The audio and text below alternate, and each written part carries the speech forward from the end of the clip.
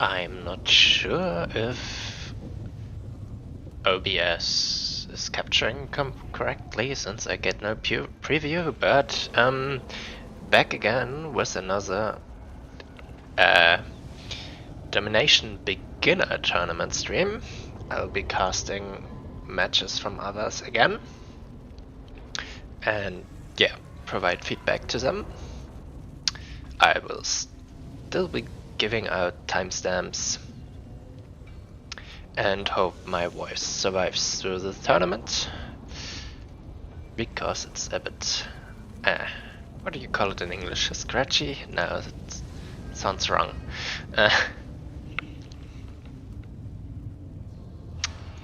Yeah, get the stream out and start the tournament. I'm not even logged in on the website.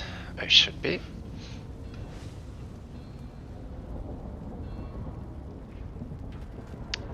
Tournament. See if we got an even number of participants. Last time I looked, didn't generate bracket. Yeah. And put out the stream.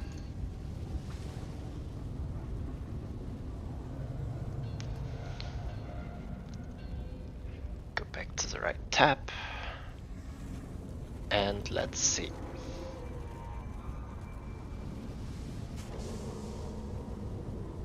We have only 9 persons. Okay.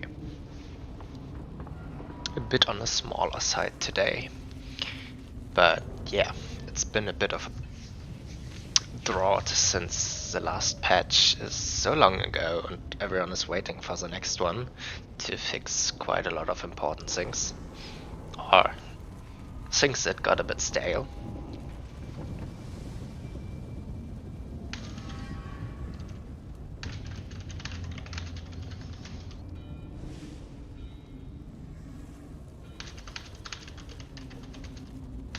So let's get me some spectator slot organized.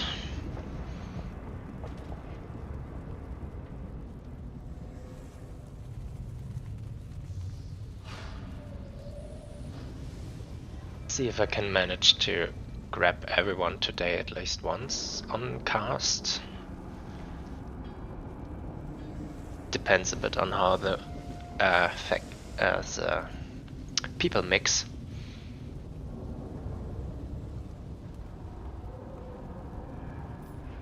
Let's see.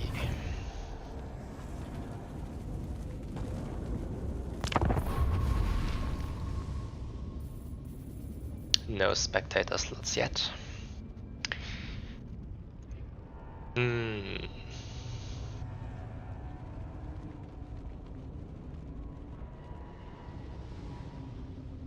we gonna ask?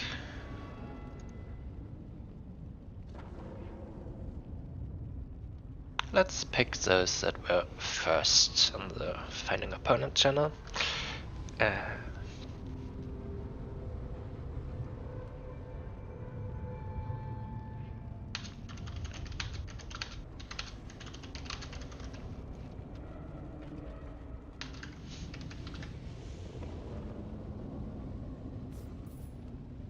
Oh, there already is a spec slot. Then I delete this message and hopes I didn't confuse anyone and spectate. 1, 2, 3. Didn't let me finish typing that. No. Maybe 1, 2, 3, 4. No.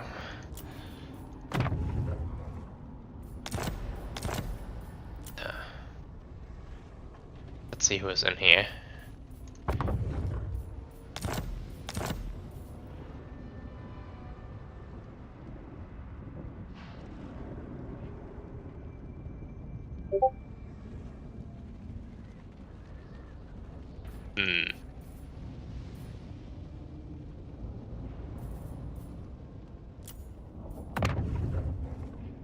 Back caps lock on? No. Ah! Now it worked.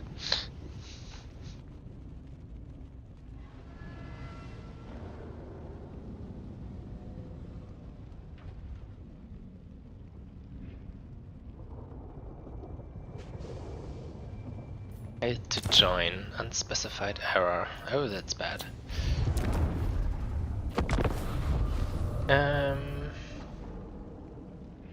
So it's this one.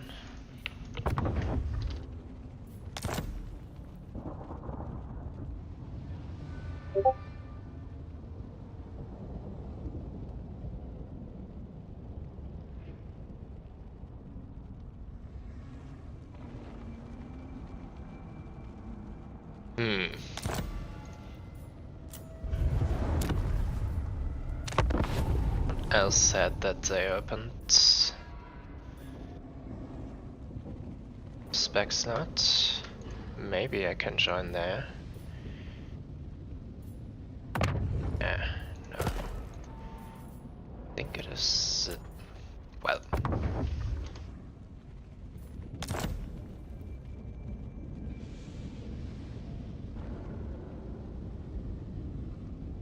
This looks better. Yep, okay.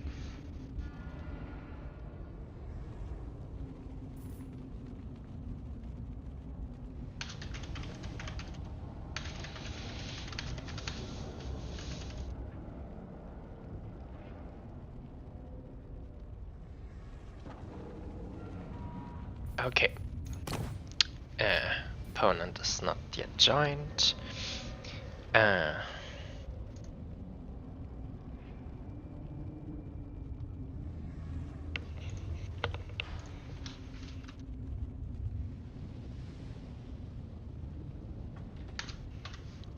Some organization questions.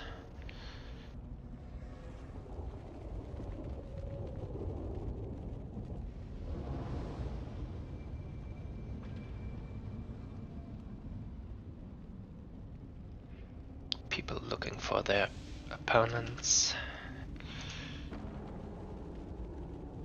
Sometimes a bit complicated, since not everyone uses the name they have on the Total Tavern website, also in the Discord.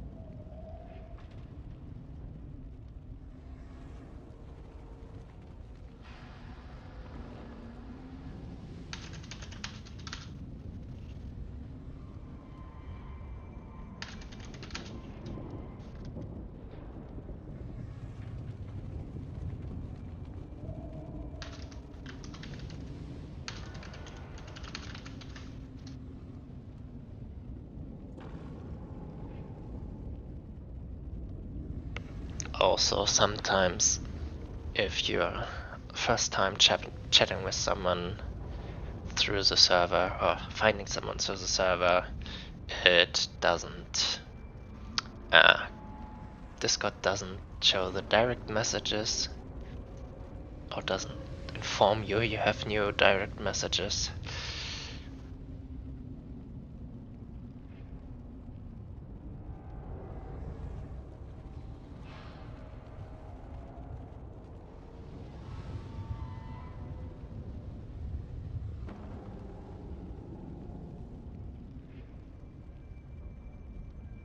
And today seems to be especially chaotic.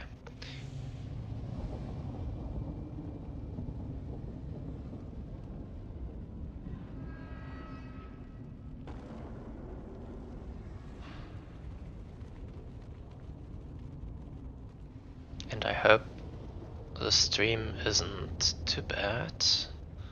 Though I think no one's watching right now, but we had that previously, where the preview kept bugging out every 3 seconds.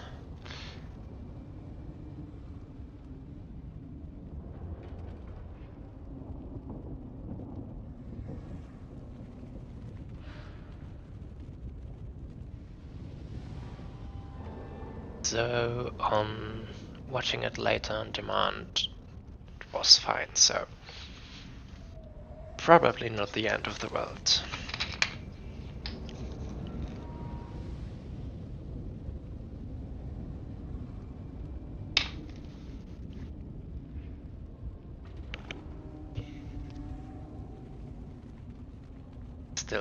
somehow annoying.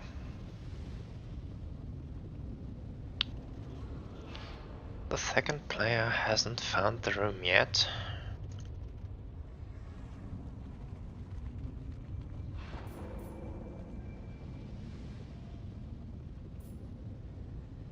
Now?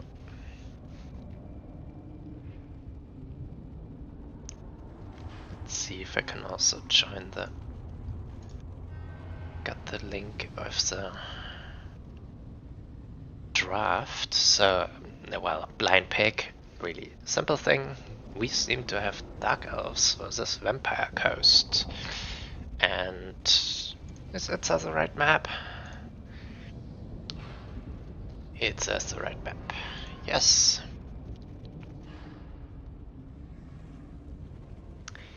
Quite a curious matchup. On this map, there might be a chance for the coast.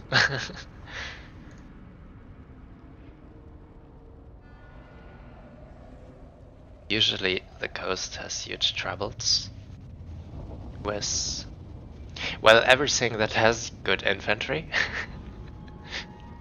Since they for sure don't.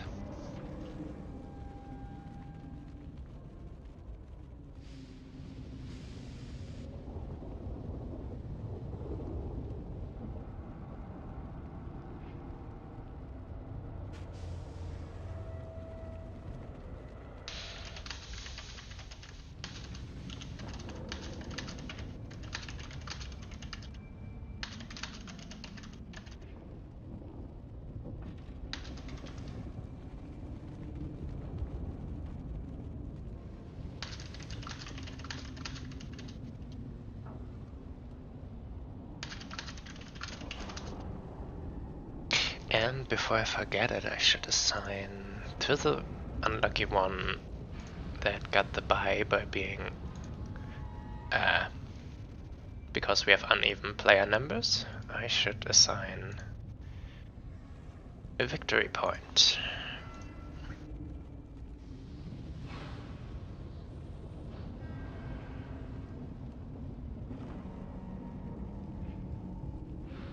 For a win by default.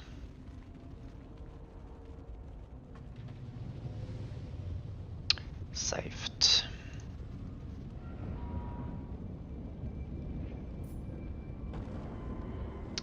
I again must resist. Oh, the buyer is ready. Perfect. Then I don't have to resist the urge to watch their builds and already comment on them for too long. Oh, I'm gonna like that.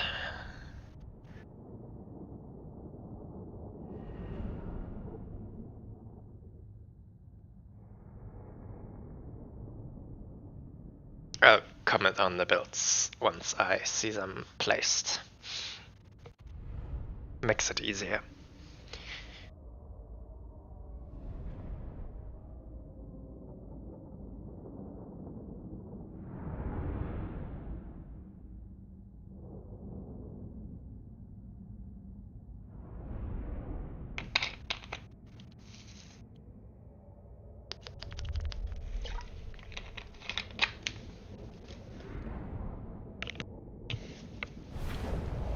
Okay.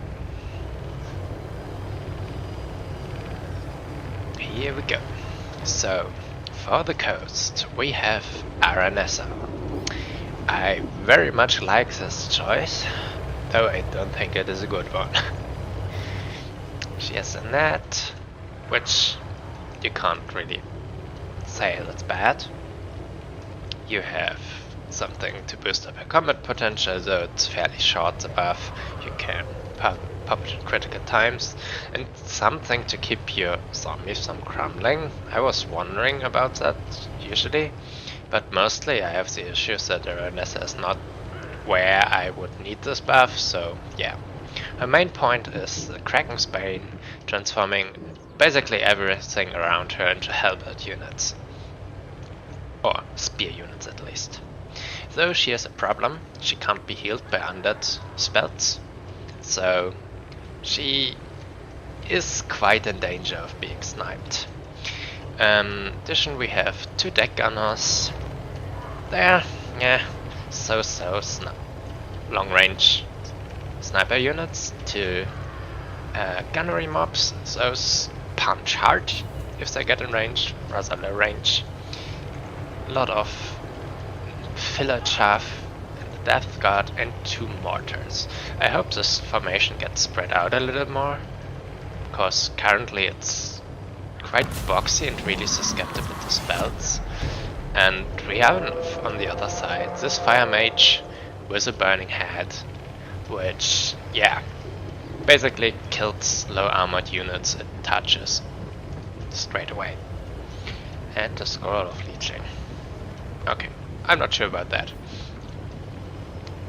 Stops other side a bit from casting early, I guess.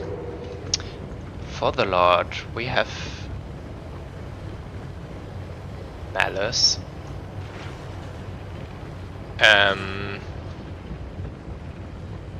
So the guy healed with his sword and is a strong fighter, and once he gets low you can, or at any point actually if you want, you can pop this demon and he gets another health bar and new abilities, and decays his HP during this time. But yeah, it's really strong and was healing on both lives, so to speak. The rest is fairly standard stuff. Bleak Swords, Dread Spears, Black Arc Corsairs, and yeah, 2 Dark Shards. I don't like them. They get really easily blasted by things or shot by deck gunners, which have Shieldbreaker, which makes their silver shields, well, not so good. You need some AP to deal with the Depth Guard, but yeah, I'm not sure if the Turkey have so many amazing choices, and I'm not sure Dark Shots are the right things.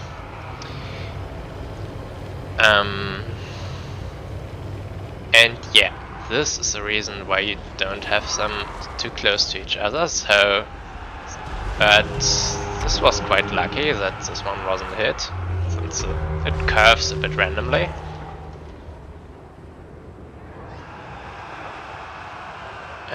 Someone commenting on Discord that the stream seems to be buffering out.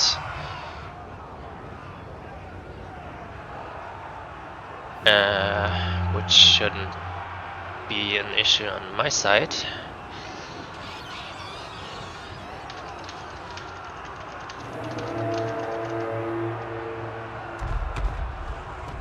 Maybe YouTube is a bit, yeah, we have a victory crazy point. gun. Keep it. So I haven't been commenting on that, but we have a Hound running straight through and killing the Reaper Boltthrower. The map is rather small, but you need to have something prepared to intercept them. Like Dark Riders. They were there, but maybe summoned at the wrong point. I wasn't completely looking at that since I got distracted by discard. Have poor Mongols trapped up in anti-large Cold Run Knights. They're probably decent against Corsairs. They should be made for this fight.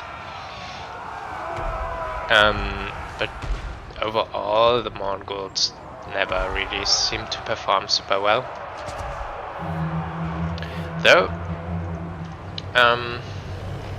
the mortars and artillery are wreaking havoc. They, some of them at least. Yeah, the values aren't bad, and currently there's nothing threatening them. Usually you'd want to see something trying to get onto those really expensive missile units here.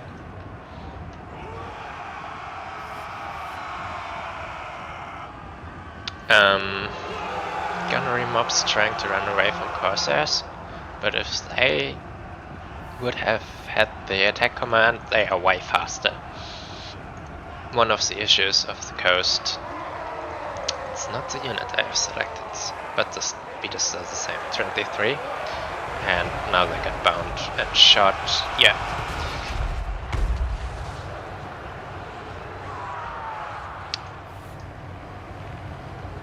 Yeah, the fight, it's really hard to keep track of the fight, since it's happening all over the place and in really small pockets.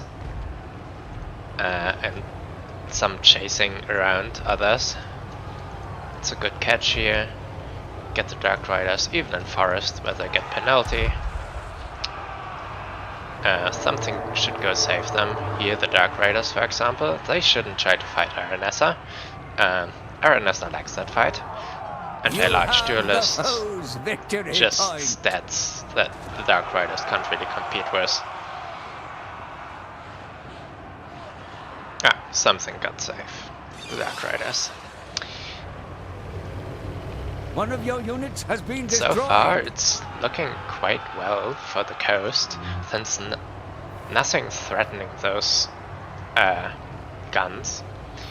You have so much space here to come in with, like a Dark Rider, or even a Cold One, other way around.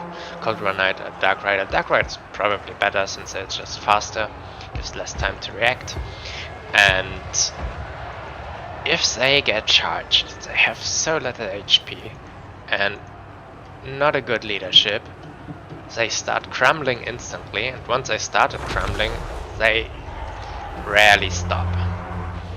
No, Burning Head is a good spell against low armored units, but they have really few models. So the spell does damage per model. Show me the right here. 20 damage per model per second that it touches, and yeah, they don't have that much models compared to like Deckhand map was 160, just 32. The damage was still good, but there needs to be some follow-up. The mortars have more crews, I think, and properly target the Burning Head if overcast maybe would have destroyed them. But we see a problem here. Aranessa is going down to Cold One Knight and Malice. She actually just died.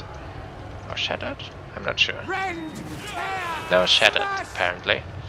But yeah, Coast has problems with low leadership and with a lot death penalty. This will be really problematic. Shattered, so not yet dead, but Malice should kill her. The Lord Death penalty is way stronger than, or longer lasting than a Lord Fled from the battlefield, and instantly, when you need it, when you want it, or when you can achieve it. One of your units has been destroyed. Yeah, and we see one of the issues of the coast. Despite their guns actually not being touched, which the Turchi could have done at any point,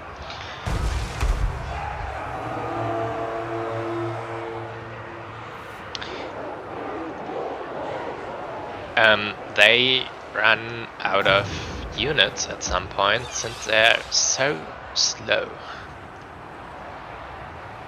And so that's hard to reinforce into the fights, and then so they start fighting with fewer numbers at the point, and usually that means you trade downwards and yeah, lose on the long term.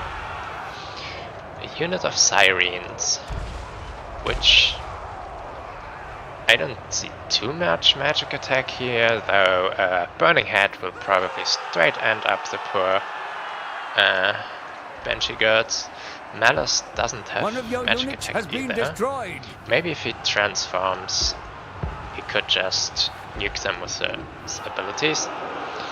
But even without, they are 23 attack. They also drain attack from others, but they don't really hit things.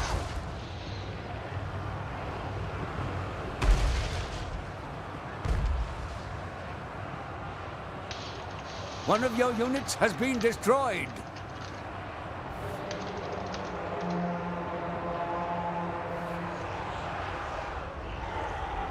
Yeah.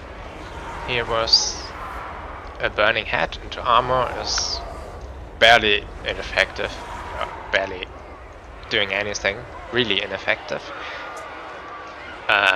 So they have this unit here heals, has good defense, and is good to lock units up in place. They will lose quite horribly, but they buy time for the AP missiles to actually do damage to them.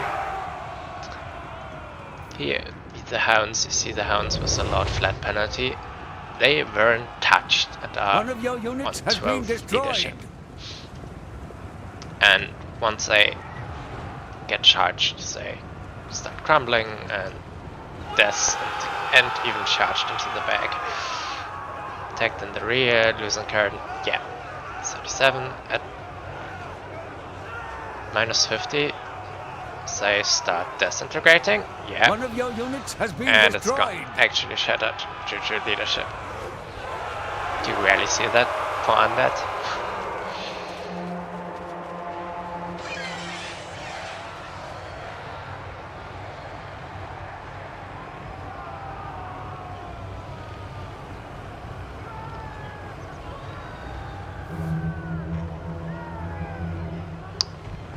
Yeah, it seems people in Discord telling me that the stream has real bad buffering issues,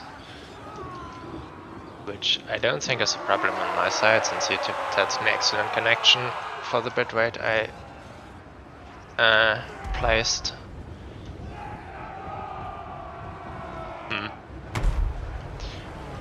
So yeah, Coast tried to fight at all points of the battlefield.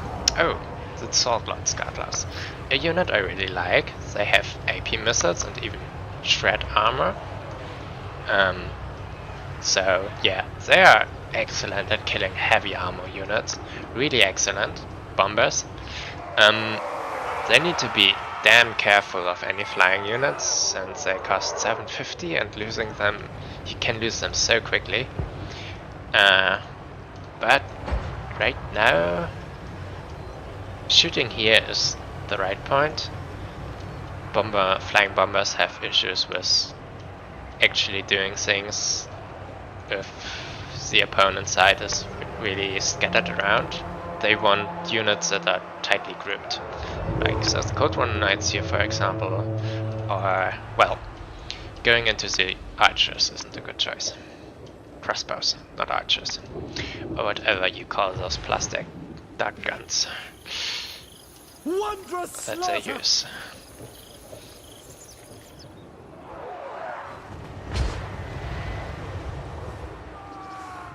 Mortar resummon. I think I'd rather have ammo or get killed. Yeah, 600 value in first life. Not too good, and they're really slow, so summoning them in the late game usually isn't One a of your good units choice. has been destroyed. Only if you have nothing else left, but the undead don't rout and do things like this, so they die and crumble and come back into the One of your units has been recruitment pool destroyed. rather quickly and definitively. Here we see some nice damage into the Cold One Knights. Yeah, this is why I like this unit. Its explosions are so strong, but it's fair since the unit is damn squishy and appropriately cost. Now this is funny. They're going in a weird line formation, getting held up here, and then losing the attack order. Yeah, appropriate. It's like half the unit caught up here.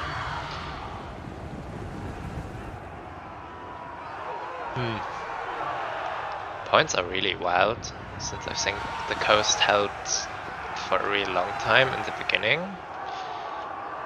But yeah, now it's a triple cap for the Dark Elves.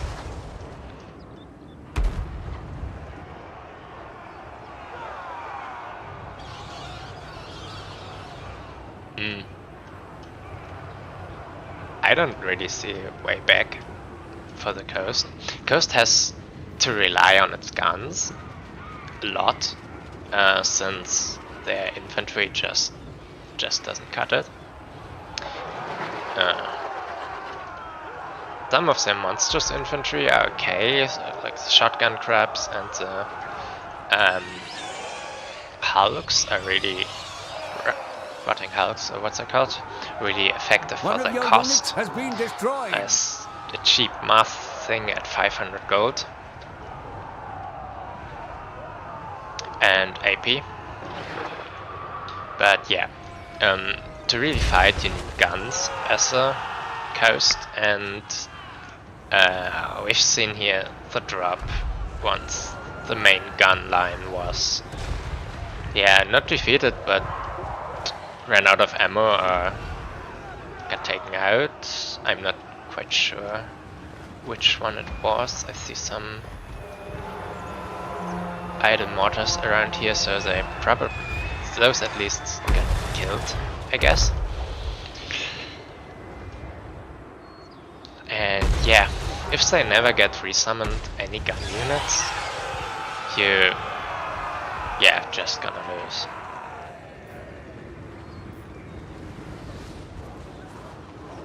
Some attempt to get this point back. Only Malus holding it down right now. There is only defeat. But yeah, the Coast recognizes it. Or was it actually points victory? I didn't look at them at the end. Either way.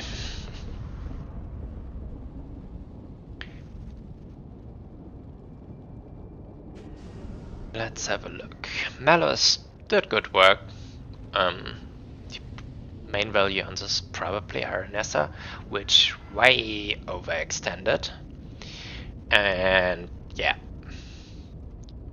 Aranessa is a bit weird, since she's kinda statted like a duelist and fighter, but you somehow don't really want her, and you mainly bring her for the buff aura and the net. Also, there wasn't a caster at all for the Coast, which is definitely a bad thing. Casters always overperform if you use them well. Yeah, they were fine. Maybe could have resummoned some of them together with some protection units to have some shooting in the late game. Not really the mortars, they take just too long.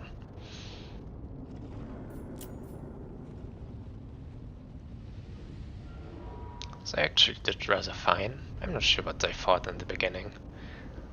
They did see them fighting those. Yeah, the knights probably mostly got yeeted into unfortunate battles.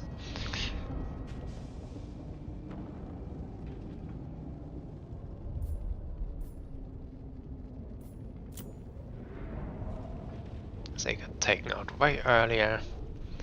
Otherwise they would have been a really good pick.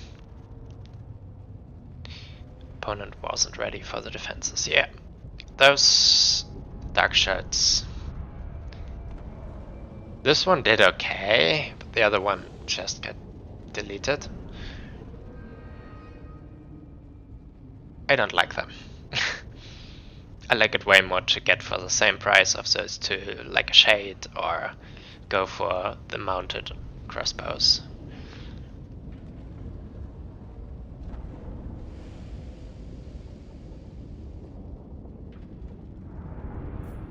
One bloaty in reserve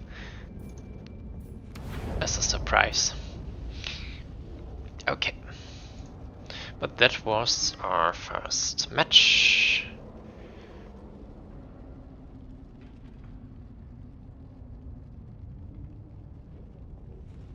Let's see if...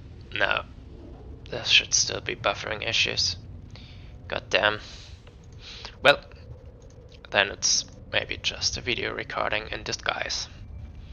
One match is still going on, so we have a moment.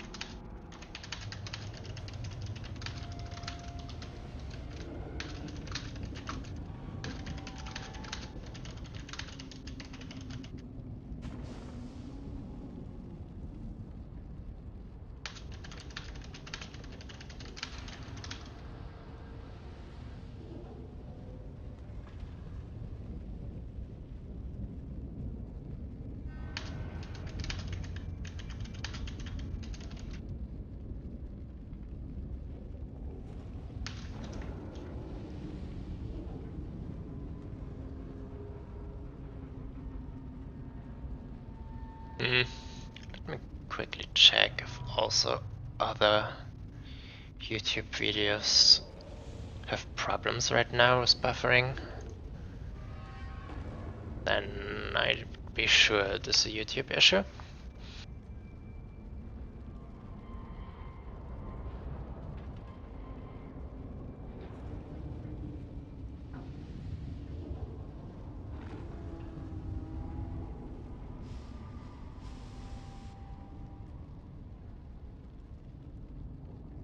So like all the value you got on Kairos here, what little value you got on the Mutalith Beast, and a multitude of their units across the battlefield, including their skirmishers, is going to be regenerated with shields.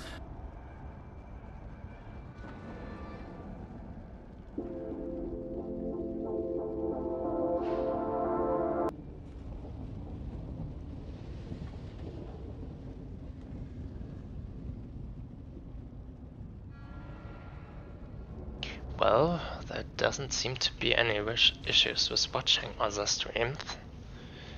So it might indeed be a me issue, but the settings work fine usually. Okay, the last match is finished for the first round. Advance Swiss. And first thing I gotta check if it tries to give a buy to the same person again, and that is not the case. Okay.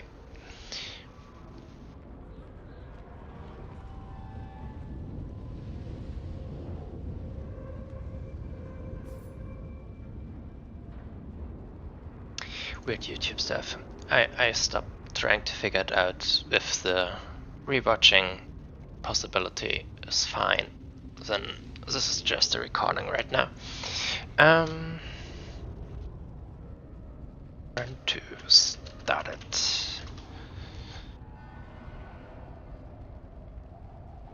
I was watching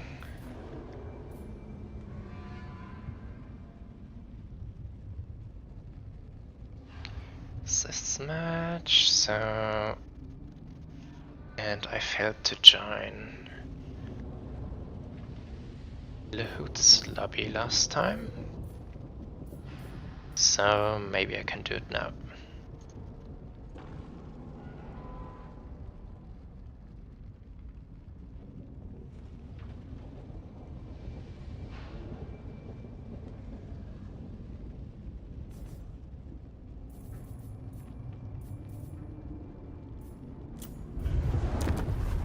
Refresh the list.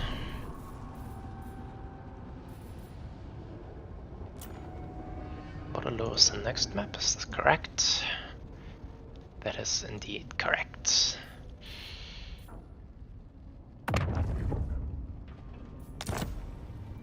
that the same lobby again?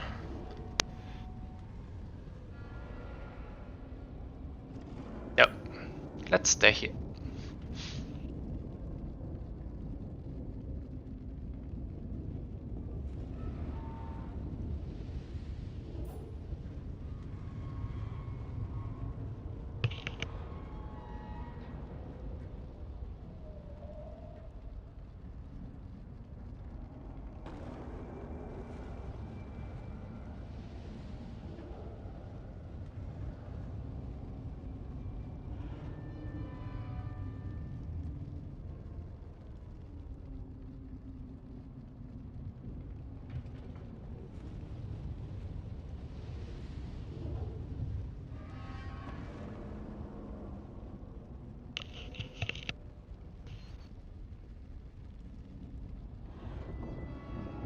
Ah, can't edit the settings while the stream is running, so I can't reduce the bitrate without stopping the stream. Not gonna do that right now.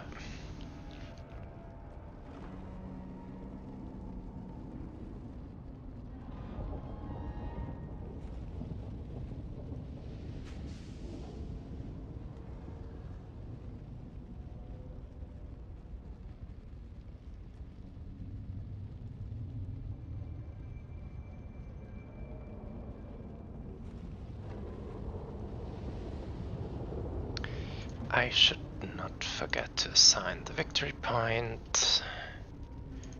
Doing that a lot lately to the one with a buy. Yeah.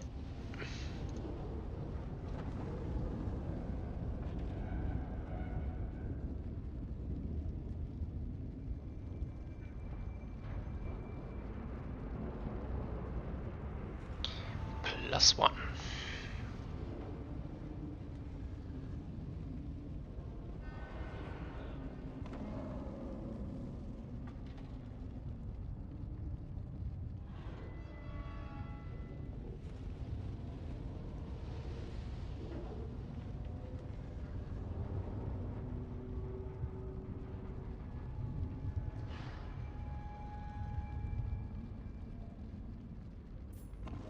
Opponent not yet there.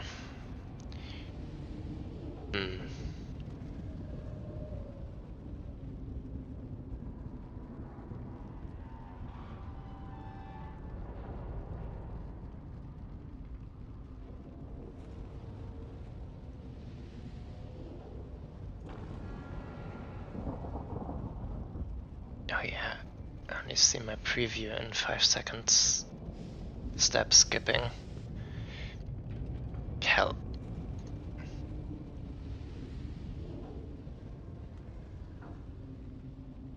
Don't even know how far I would reduce my bitrate.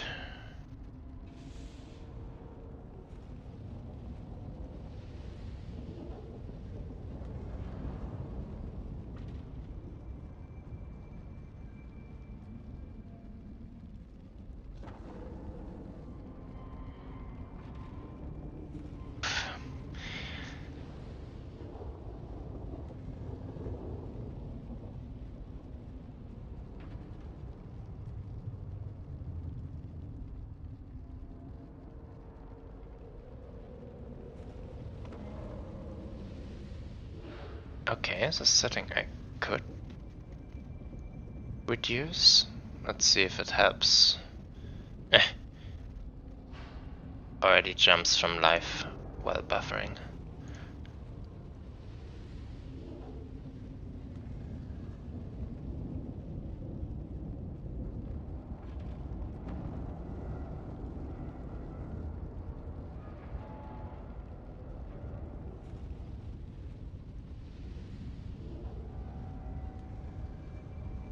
Yeah, that didn't help. Actually, in my preview it got even worse.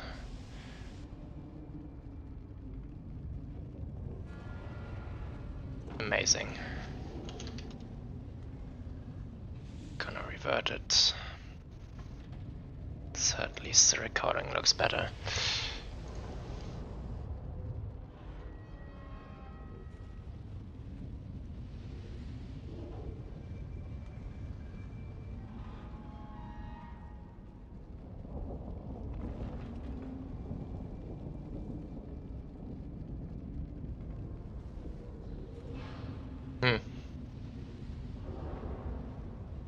I didn't see any message that he's looking for his opponent.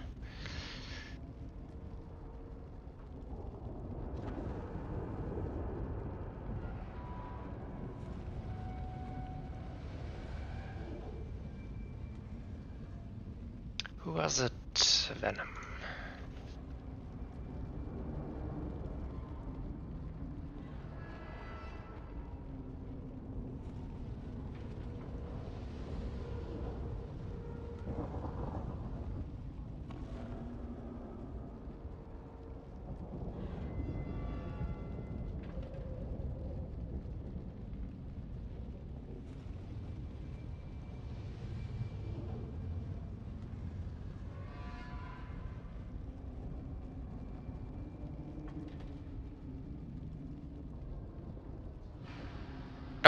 they found each other.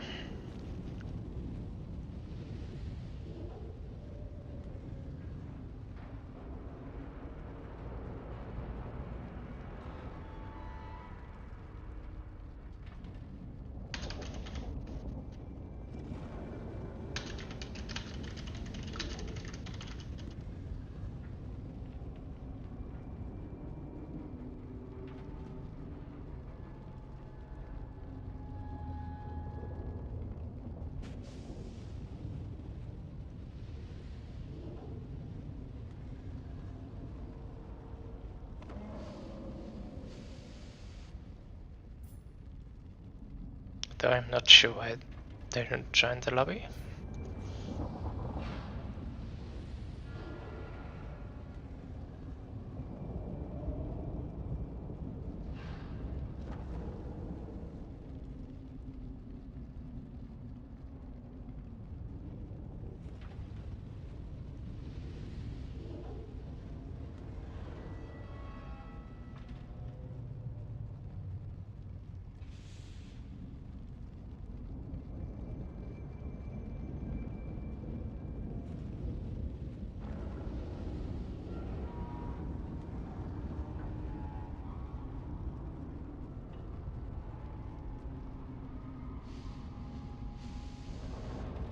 Well, give them a few more minutes.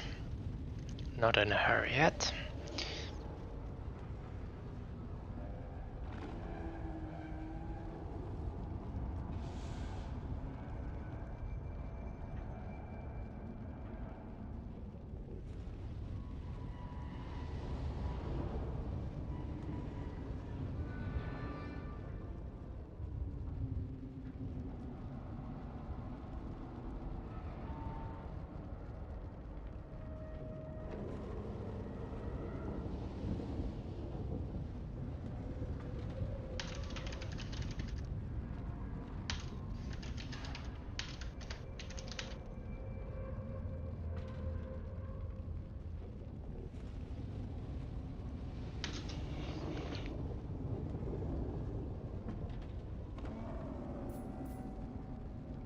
Are we gonna see it Singe versus Korn? Quite often match played, though Korn is currently considered not a good pick in any circumstances, but some really can make it work.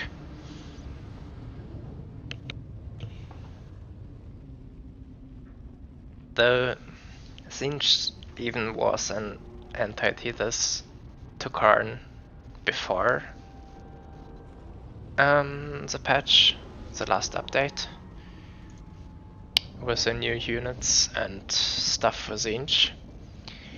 So it only got worse. And I really don't know what Karn is supposed to do about a Mutilus Beast. It's getting healed.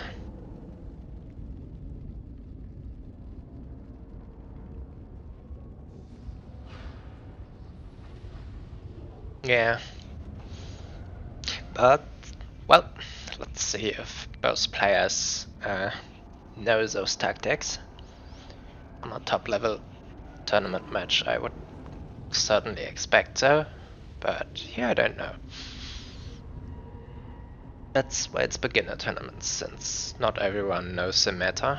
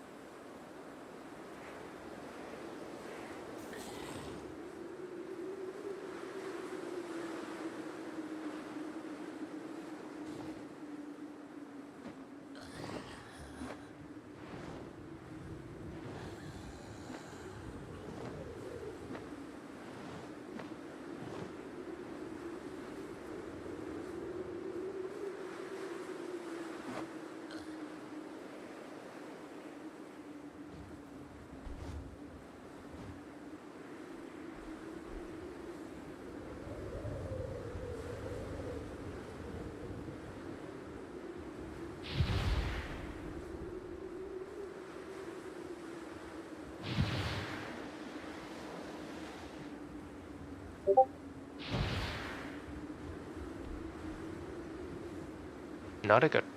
Oh my god. I was muted. Damn.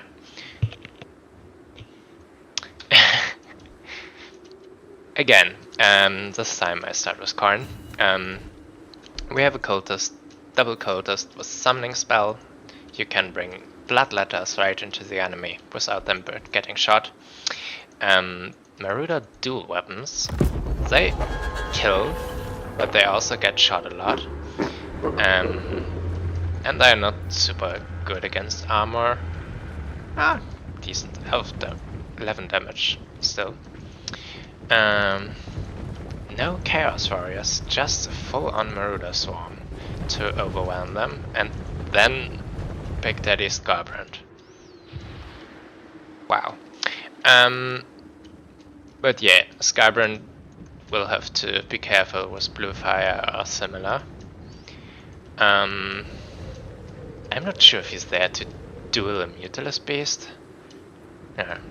Zinch build does really matter. We have Kairos with Blue Fire and Regrowth, and 5 Chaos Warriors, and I bet we see a lot of Zangors in reinforcement, and a Mutilus Beast, and this guy with a sword, and Halberds.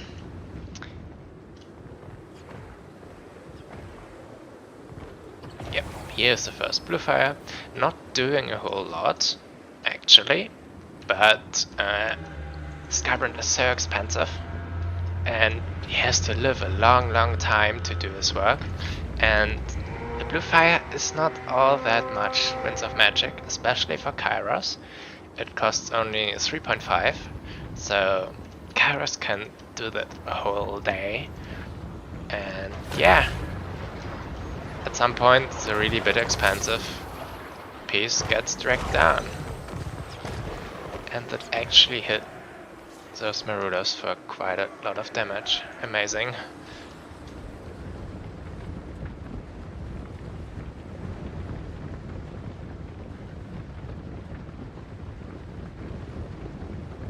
Oh, but no. He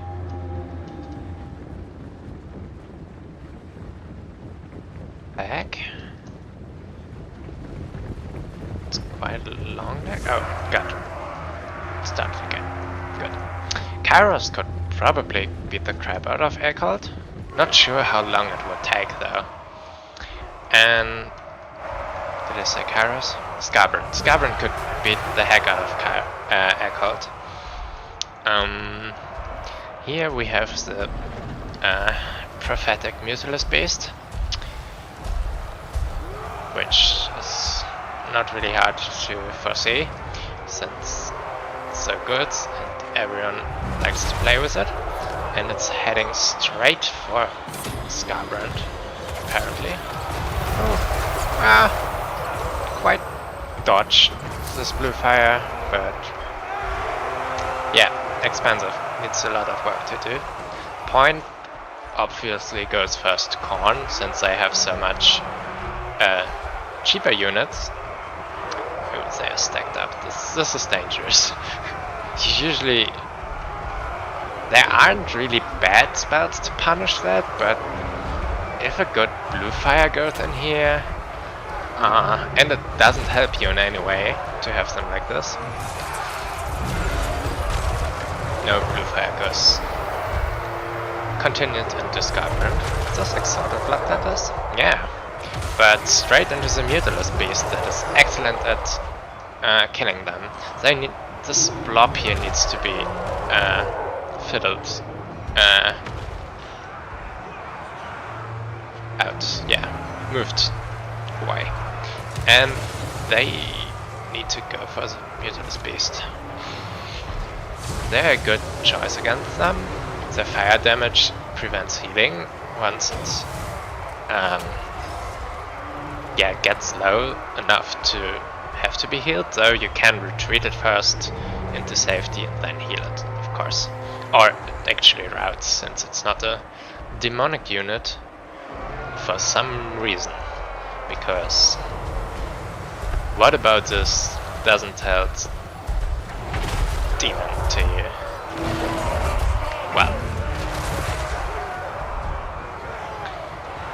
Though, where it isn't, currently Khan seems to be doing well. This unholy blob needs to move apart. They're all stuck at each other and somehow trying to kill those last few dudes there, I think. Really devastating right now is the Zinj army ability. I'm not sure how far Zinj spell counter is already, or could be in a realm to get the first one of those. Yeah, Scarbrand losing against the supported Muti Beast. I'm not surprised, and getting poked all the time. I'm not sure if they are actually stuck right now. It almost seems a bit like this. No, it's moving apart.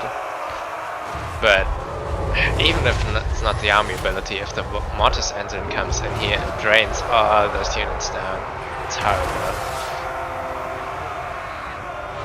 Back again, Scarbrand running. Doing what he can do best. Running away. Sad. Well, he's tanking a lot of missiles that otherwise would poke down the... Oh, here it comes. And it will be... Well, actually, if they move out, the skirmishers, it wouldn't be so devastating. They didn't. They didn't. They didn't. Now they don't have to. They're bad. Muti Beast gets healing. Is it on fire? It is on fire, so... no longer. The first part of the regrowth there was only halved, but yeah. It's already at 1600 value. It's feasting here. And with this, basically the superiority of infantry on this for Khorne also got crushed. Oh, we still have the Exalted Bloodletters here that will murder the hell out of Zangars and everything. So this blob is still quite fighty, actually. But I don't know where they are moving or why they are moving at all. They should just engage them and get it. What are they? What is interesting over here? This guy's flying. This thing is faster, way faster. Oh, Khorne did the sneaky. And still the back point. With some fleshhounds and murders. Which isn't a bad tactic. You buy time by having cheaper units, but a lot of them with a lot of capture rate and conquering the points, and then holding them for long enough that the Mutilus Beast would need to, be everywhere. And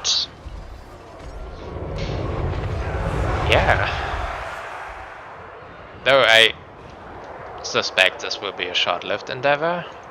We get more Forsaken in here. Forsaken right here aren't a bad thing. Those Screamers don't provide capture rates and they aren't really strong.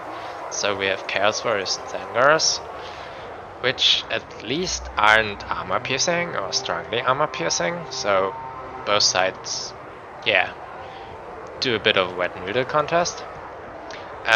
But a wet noodle contest while the point is held by Khorne, which is all they want right now. Though, the mid gets taken. So. You have the foe's victory point. Actually, not only taken, but crushed. Haven't yet paid for themselves. Clock is ticking though. But I suspect Zinj, if we look at how they currently are, okay, they are cheap and fast capture rate. That's a good choice. And I think Zinj will have enough of a lead of units on the field that they just can get the triple cap. They definitely have to, but they will get it, I suspect. It's really hard for Khorne to fight over here, so they get whittled down. On the other side, the Mutilus Beast will pin down this point and yeah, take it.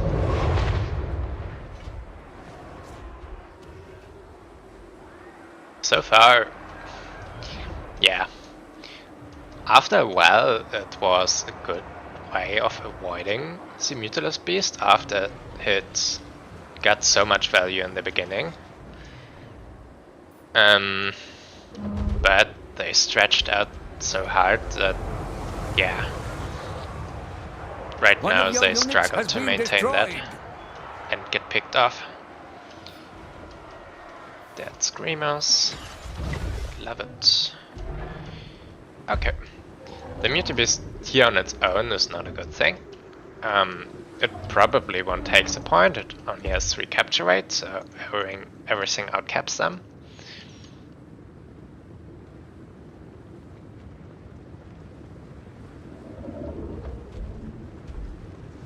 Yeah, and they are even a good choice to take it down.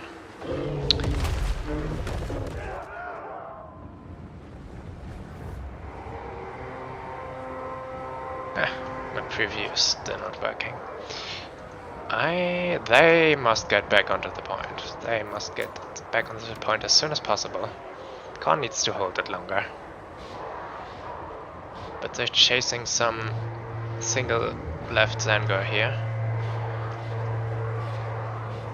Though with the whole unit of One of your units has been infantry, destroyed. those are equal, and if they move onto the point, it will still be taken by Tzeentch.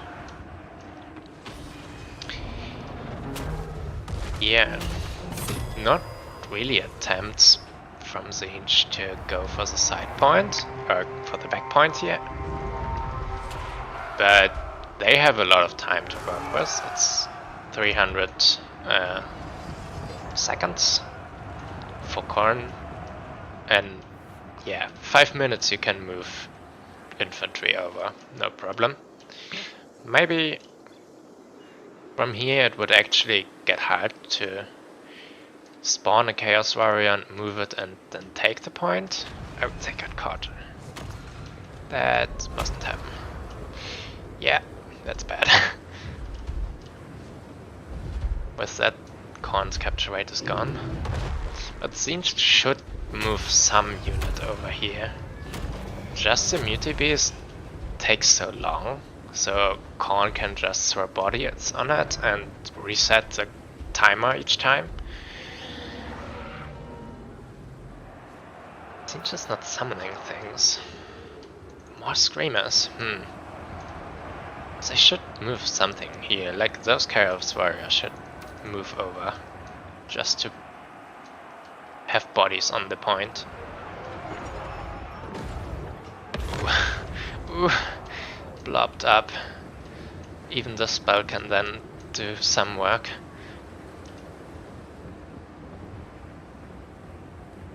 Yeah.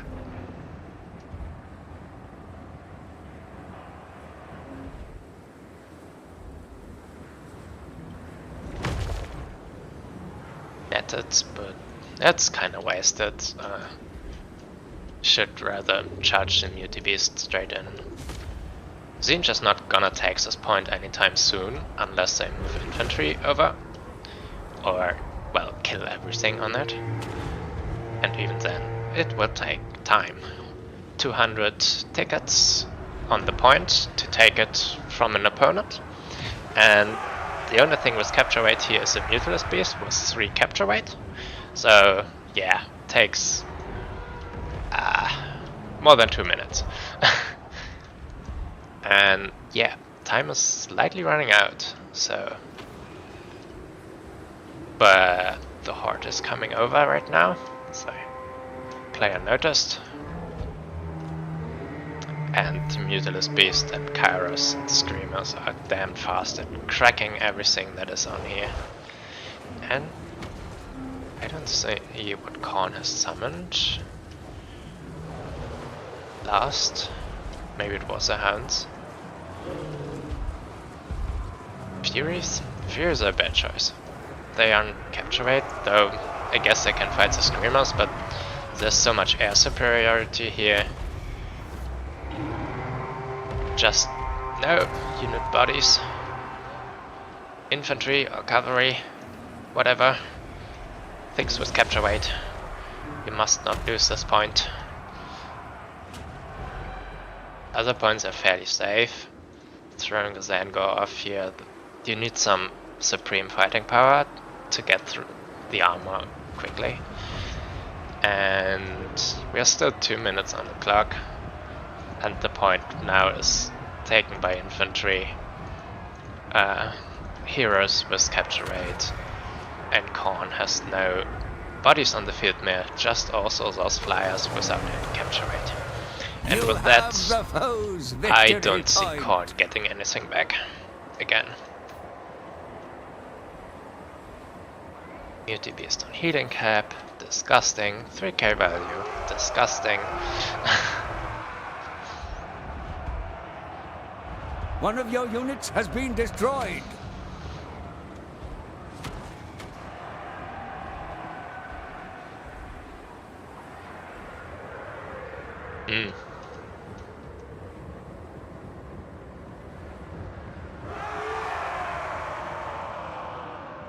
Korn maybe would have some chance of an attempt to block things here and then take the mid, but there's also so much infantry coming on there, and they would have need to make this move quickly.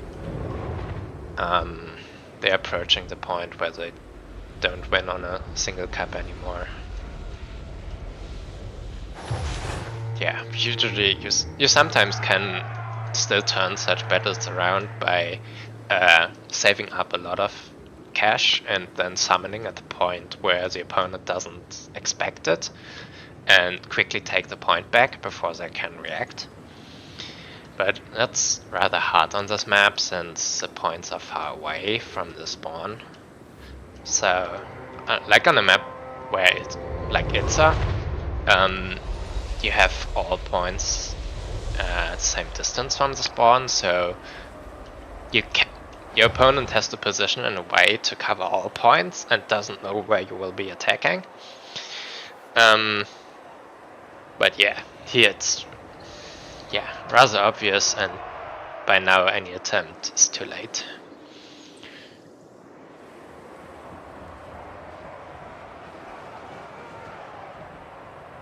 But it was a good attempt. I could really see the strategy being there and almost working out. I think just what cost so much for the Korn player was this, through the whole early game and mid game, this unholy blobbing here in this area. From the very first engagement, stacking 3 units on top of each other and not going for surrounds and such. Unending glory is yours. They could have made a lot of value there before the Mutilis Beast tears them apart. But yeah. Well, and Scarbrand. Scarbrand had another sad day. Can't really fight the Mutilis Beast, I guess, since it's just anti-large and gets healed, and such is just better than him. Together with the constant barrage of firing support from Kairos. Yeah. Otherwise, this Marauder Swarm and just overwhelming the opponent didn't seem to be a bad strategy. Looked like working out, and taking the side point, going for triple cap, was also really dangerous for Zinj for a long while, despite the Mutilis Beast carrying everything. And yeah, Zengers usually did go fine. Screamers, I don't like how many screamers were summoned here. Like, yeah, they are good, kinda, but they also put Zinj in danger of failing on points. And against infantry or infantry-sized flyers, they don't cut it. So wasn't many good targets for them. The throwing axes and flash hounds after Skybrand left. Yeah. It's tempting to summon fast units if you're fighting on a far point. But if you're just summoning fast units, flying units, you will lose ground too much in the end.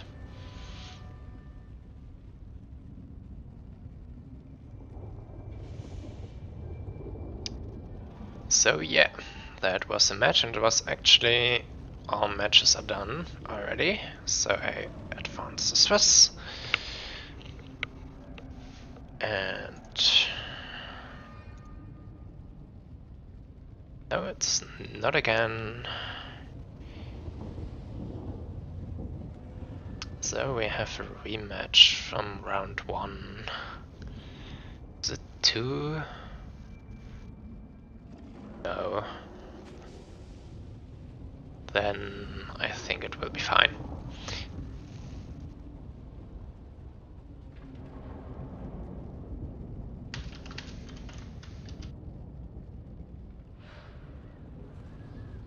Is my preview working by now? No, still not.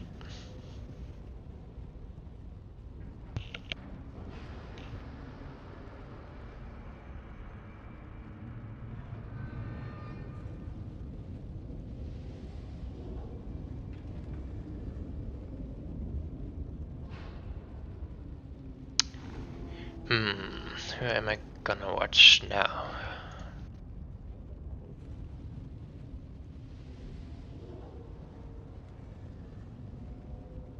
I have watched one of those.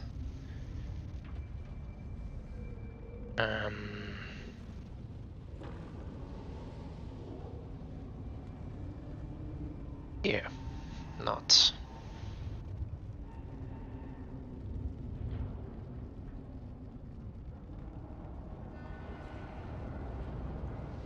Too many tabs open, confusing.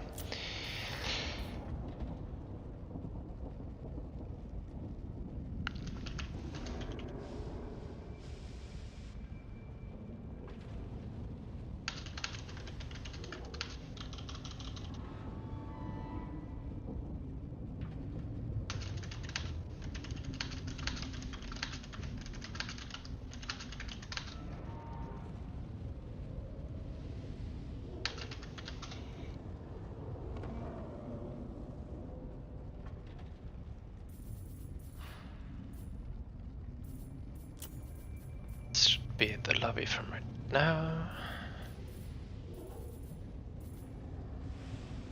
Okay, getting a stream slot.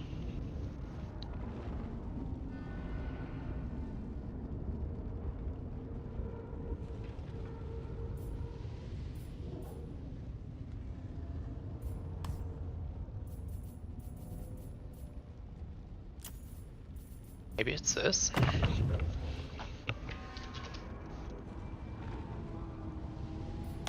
Password. Not everyone using 123. Can't believe it. Nope. Message. 1, 2, 3, 4, 5. Incredible.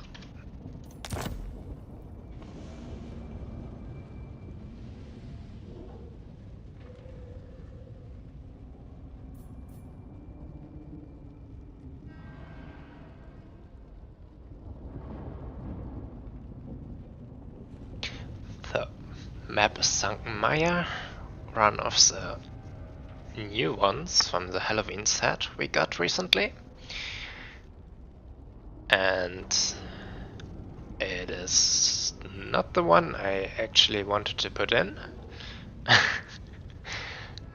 I confused the names, but hey, here we roll with it. It's also not a bad map. Just not the... I think I wanted to put in a more open one, yeah, since the other two, Borderloo Landing and the Ragnarok Lair, are rather terrain defined. I wanted one that's not so much, but this one really is terrain defined a lot.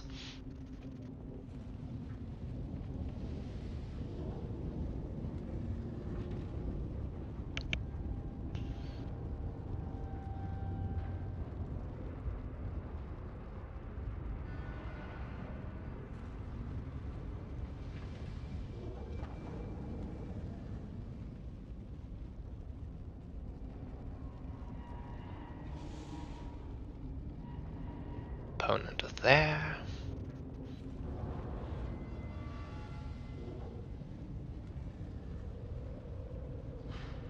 Oh my god, are we gonna have another Monogod duel straight away? It would be fun.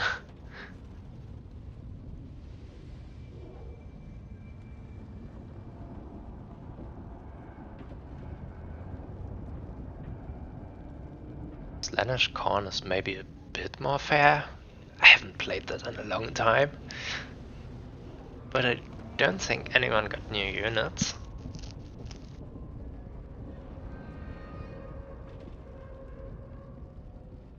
Hmm.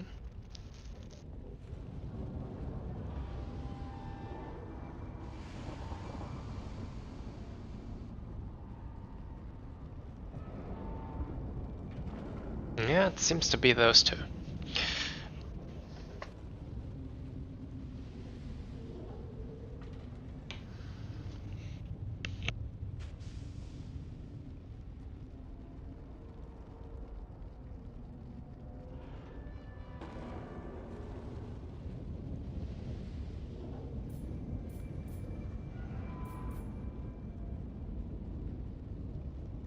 Hmm.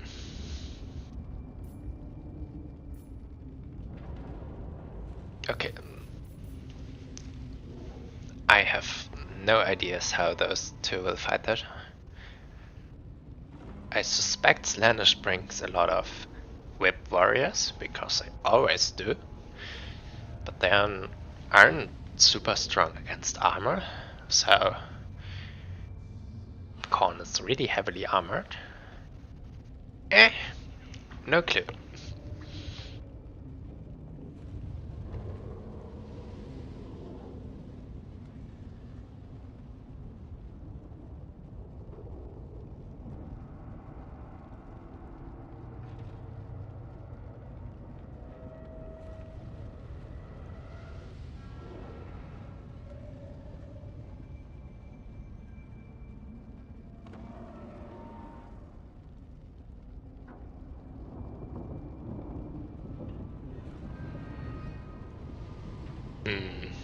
The map is one I like for Slaanesh.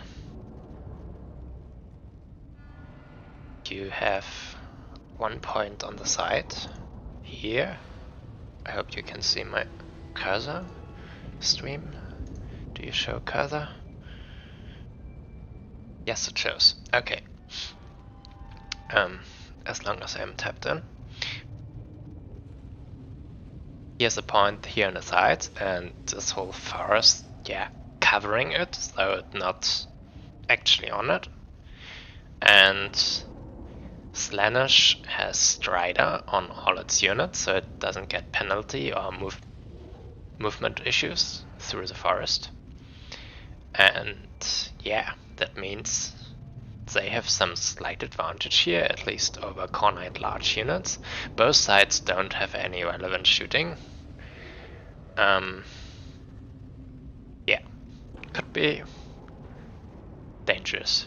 I know earlier, or in patch cycle 2 point whatever, that was played a lot was a Slaanesh sorcerer on the shrine with a mortis engine, which would be a funny thing to put here in the forest and be unremovable, but also only be a weaker variant of a Mutalist Beast, so not that game defining, mainly because it's slow. Can avoid it easily, and it needs some ramp up time by getting kills around it. So yeah, it fell out of favor at some point.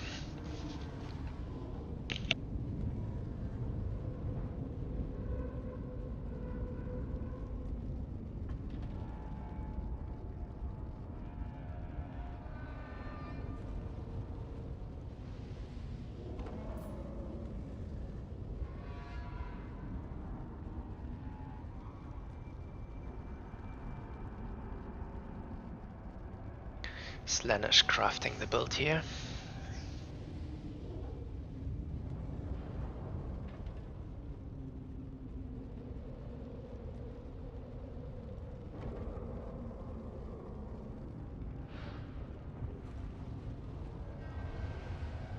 Okay, here we go.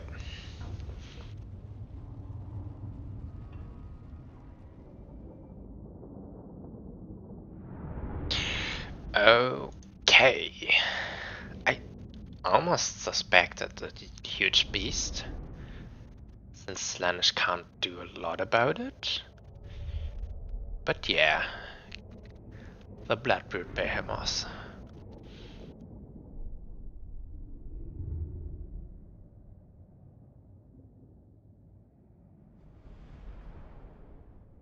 As Beastman, I actually like to come also as a Gorgon into Slaanesh. So, or as Wood Elves with dragons. They don't have super amazing large anti-large anti-monster tools. Anti-large overall is decent.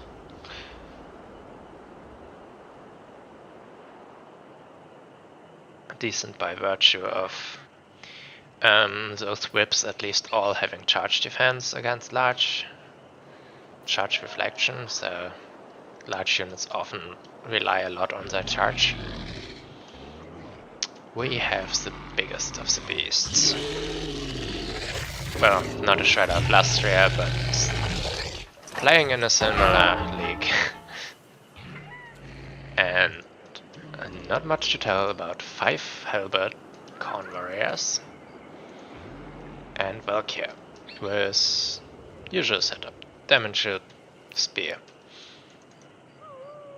I'm not super sure about the Chaos Warriors Halberds. Yes, they have AP. So they can cut the armor of the Chaos Warriors here.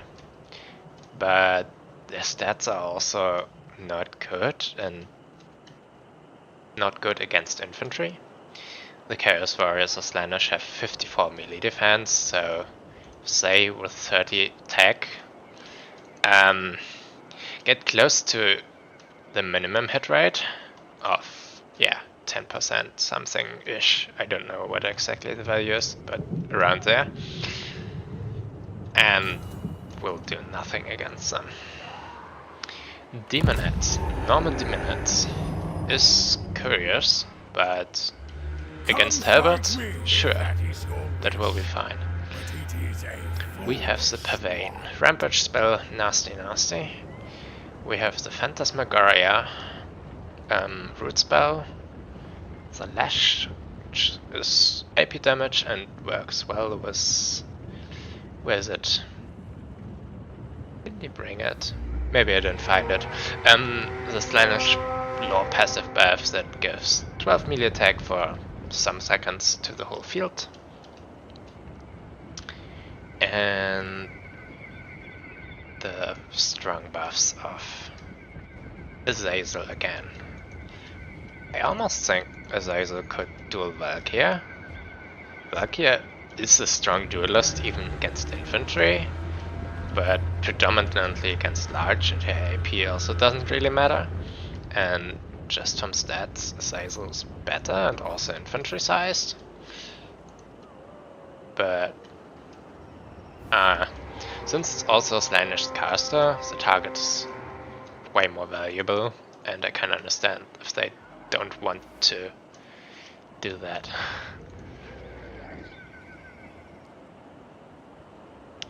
Yeah, we're getting Hellstriders with spears. They are considered to be really bad now. The anti-large got nerfed down into the Gathas, so they have 29 melee attack now against large, and they cost 600 something. Yeah, kinda dead unit. Though you have to say Slanish has good replacements with the normal whip Hellstriders and Chaos Knights. Princess of Perfection. Okay. Yeah, we have the Demonite summon here, which the cooldowns don't tell you that, but the thing gets activated after 15 seconds in combat, not 120 like the cooldown is, 15 seconds. So once I reach is basically instant out a unit of Demonites, and this can catch you really off guard if you don't know it. Same for the other side.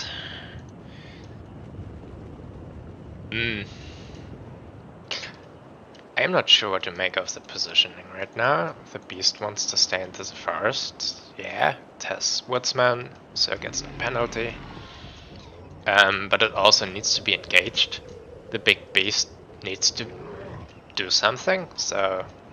And Korn doesn't have the points right now, and I'm not sure if a build-up is good for them in any way. So... I would do is... maybe throw the beast over here with one unit of halberd and go with everything you have here for the point. Both stacking up quite resources. Okay, now Slanish summoning Exalted Demonites. Yep. They will shredder halberd units. They will absolutely shredder them. I'm not sure how they do against Exalted Bloodletters. I guess rather even fight, but yeah. They're doing quite the work, actually, already. Yeah, Valkyrie intercepting them is a good thing, and this thing needs to be engaged. They got hit by the spear thing. Valkyrie, value? Yeah. Okay. Now Azazel wants to fight. Yes. Getting the charge. This is good. Valkyria popping, Demon Shield and getting out. Yeah. The beast needs to come to save her though. Probably.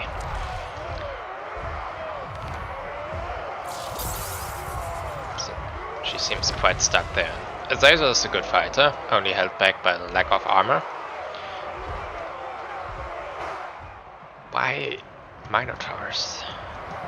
There's nothing threatening large here. Why? And you have all those halberds already. Why the great weapon? Huh.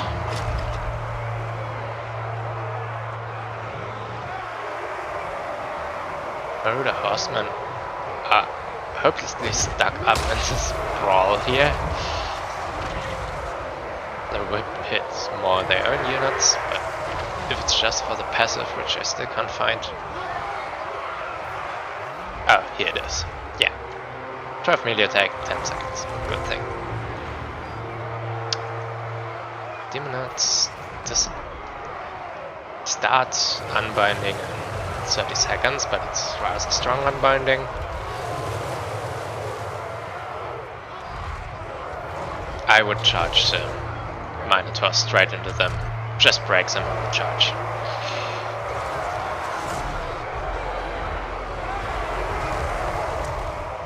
Yeah, the beast is in a good position and doing fine.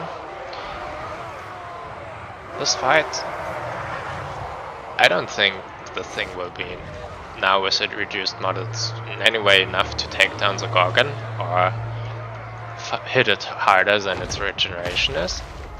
So this fight will be won by Korn, most definitely. They have a bit weird units in here, like I don't understand the Great Weapon Minotaurs, but it's still Minotaurs. And Azazel has to flee. Oh, no. No fleeing. I thought for a moment. Attack Valkyr there. The Bringers of Beguilement. Good unit to shredder all kinds of Khorne infantry, but we have those two here, which should instantly turn on them, because this unit is the most dangerous unit you can have on Slaanesh. And it perma-rampages a lot of units, since it triggers the rampage so often again. You can get rampaged again after losing a certain percent of your HP. And if you lose that HP while the rampage is going, you get straight the next one and the next one until the unit is dead. So Valkyr needs to get the hell out of here. And those need to switch on them, try to kill it. If she has a spear left, yeah, slap it straight onto the Bringers of Beguilement. Those are the most dangerous units you have here. And you basically can't kill them in pure melee, except if you have strong charge units. But I wouldn't even charge knights into them without a second thought. So, yeah, they kind of force themselves to get attacked by the Gorgon. Bloodbrood will still be fine, I think. So I've seen strong units get taken out by the Bringers of Beguilement really quickly, like a Malachus just getting shredded down. And especially Valkyr has a problem here, maybe. Yep, now she's rampaged. Can't even click her and activate the Demon Shield while it's rampaged, because you can't use abilities. Assault and Bloodletters, yeah, they need to get there, and Seekers now to screen off them. They had a long time to deal with, or to try to deal with the Bringers of Beguilement, and didn't really take their chance. Now there's something to screen them off. Valkyr needs to get the hell out of there.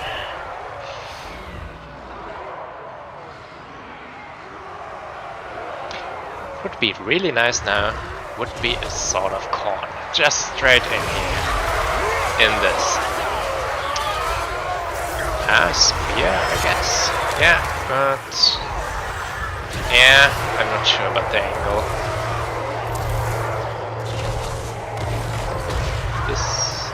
No. A fascination, that was the Slaanesh army ability. The golden highlights are army abilities, blue are spells. And Valkyr is going down, and the Bringers of Beguilement won't let her lift off and gonna kill her. And that is really a problem.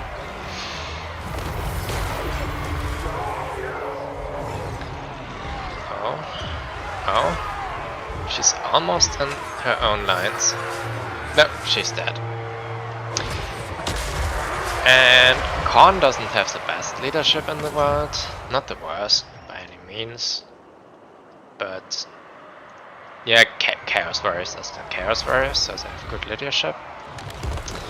Oh, at some point this point got lost. Yeah, well, okay. Got a long time. I think it's looking like they're taking it back. Bringers of Beguilement. Yeah, no, their stats are so much better than Exalted Bloodletters, they take them out. And they're also stacked with the normal Exalted Demonettes, which have this Charmed, which synergizes really well with other squishy, high attack focused units.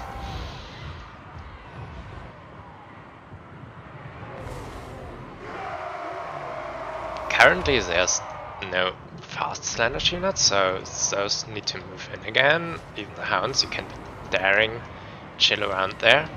Well, the point is actually get taken back. I didn't notice one. That is weird. Slanish now starts the offensive on the other point.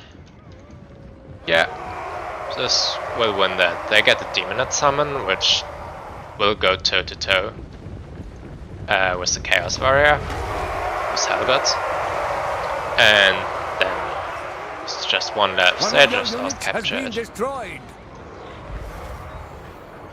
More units into the grind here. 1400 on the Springers. The Gorgon is here capped now, but has paid for it. No, not actually. 2.5k it's the cost. But still a lot of health left on there. You have the foe's victory point. And this point is switching a lot.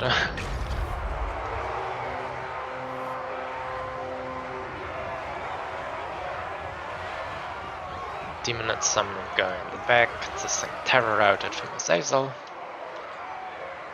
He has that despite being small. Because he's so ugly or something. Just there. The one must have had this.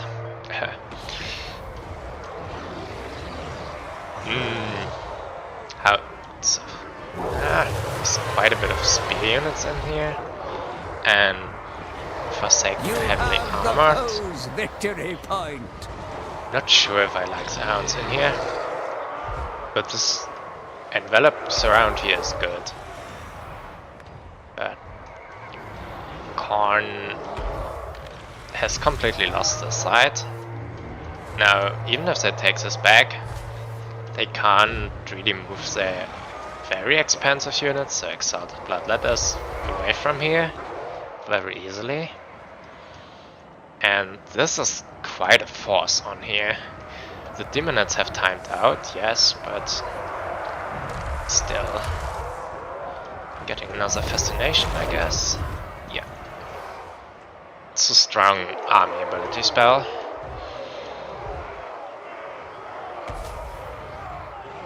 Bringers of Beguilement still going on. Demon units suffer from crumbling damage so massively, but the Bringers just have 80 base.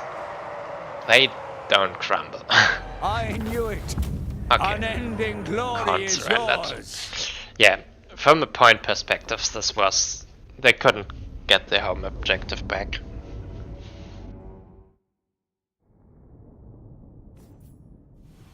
The turning point I really think was when the Bringers of Beguilement killed Valkyr. She should have, or I don't know if there was a long window when to take her out, but she needed to be saved more aggressively then. And the Horseman needed to ASAP switch onto the Bringers of Beguilement. Yeah, 1800 value and a Lord kill. That is a lot. I mean, they are also expensive, but yeah, they are worth it.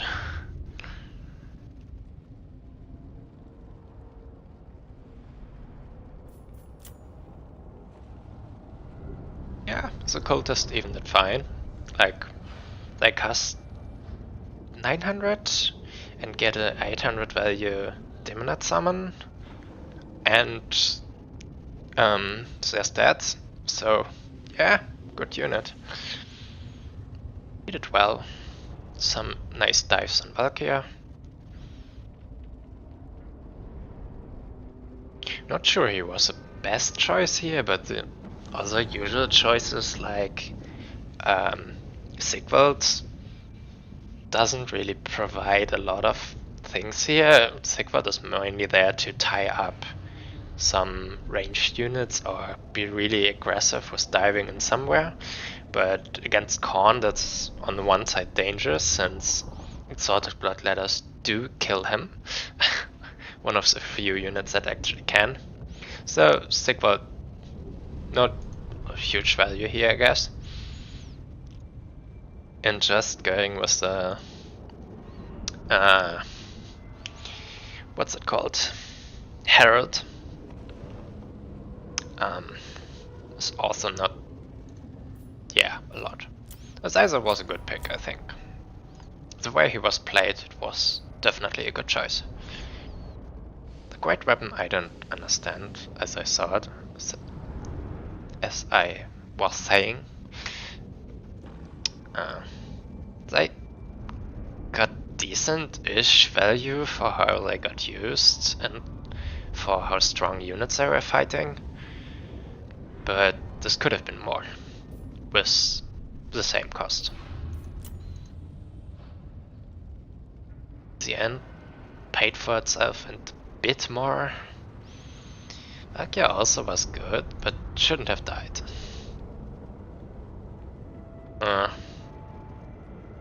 Not sure about the Halberd. Like, normal Corn Warrior is also not a good pick against Hell Scourges. But here they would have been lucky, since against the Marauders they would have definitely been better. Well, nice match to watch though.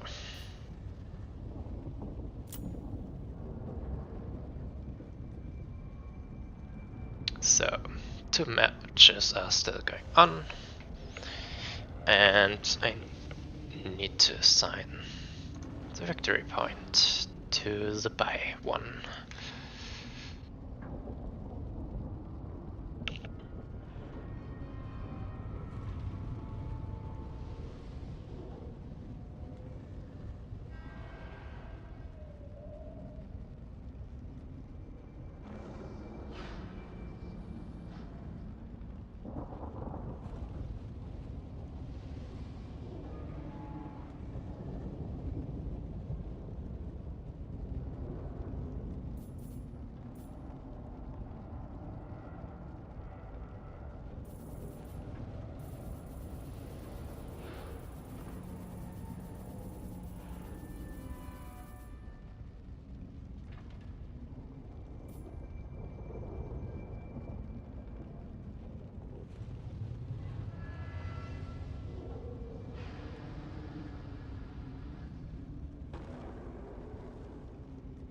Preview still utterly broken.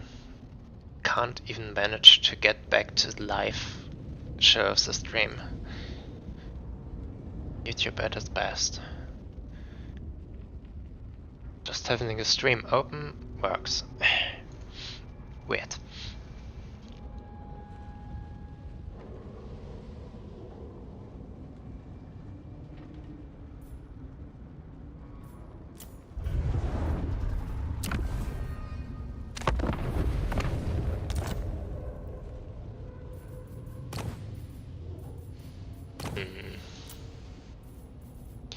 What would maybe have been good choices for Karn here?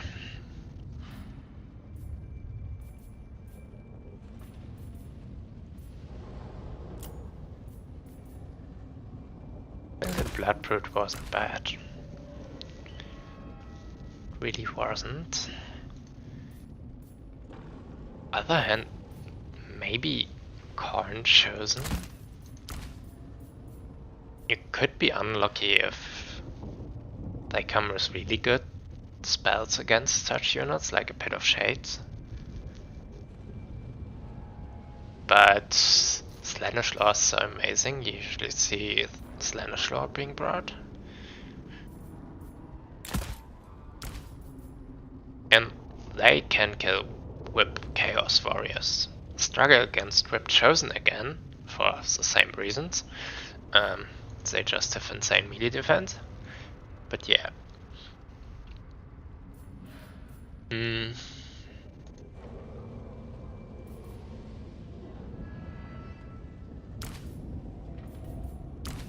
How much AP have they? 10. They have 24. It's actually only 6 melee attack more so yeah, I guess maybe the Hellbolt Warriors were just a better choice, but Slaanesh Whip Warriors are just so strong and sturdy.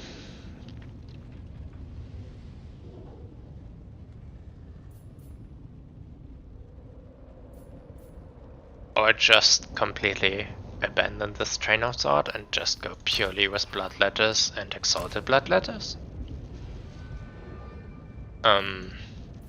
Bloodletters won't be shot and they won't be casted at that much, since yeah, Slaanesh usually doesn't bring that. Though there could be 4 Marudakav with Jeffs, and they certainly are good against them, so you need to be careful with that. But you have the forest here to cover at least some of this. So yeah, maybe. You would also need to be careful of strong cavalry units like Chaos Knights for Slaanesh. They are also maybe a bit unusual. And yeah, Khorne doesn't bring a lot of units that are good to be charged.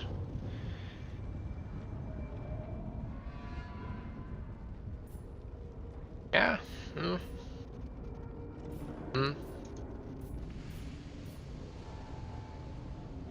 Would be in a forcing Slaanesh into this mobility game, which they are sadly good at, so eh.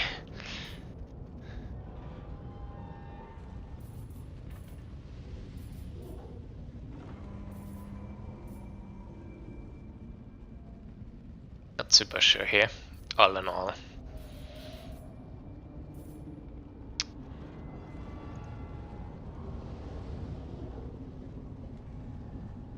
Okay, the matches have finished, so advance with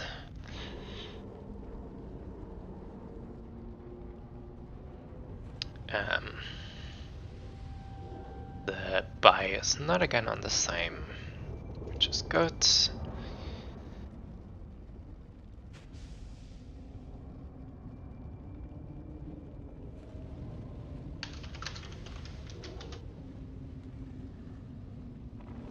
Sign the point.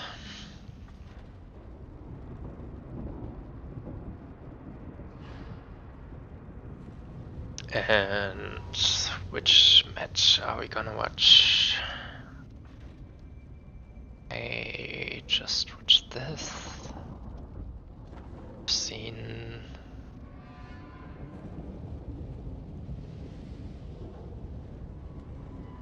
almost anyone.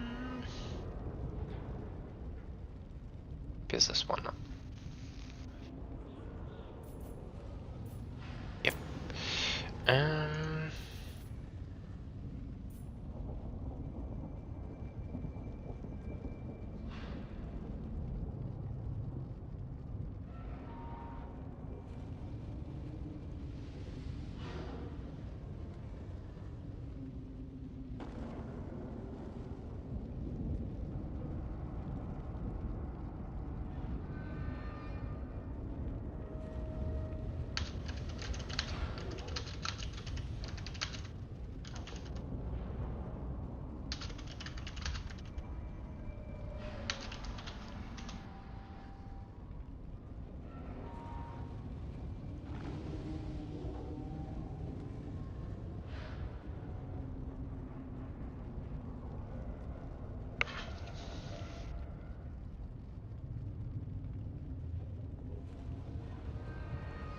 Yep. Organizing another spectator slot. Ignat versus Vindemark. If they want.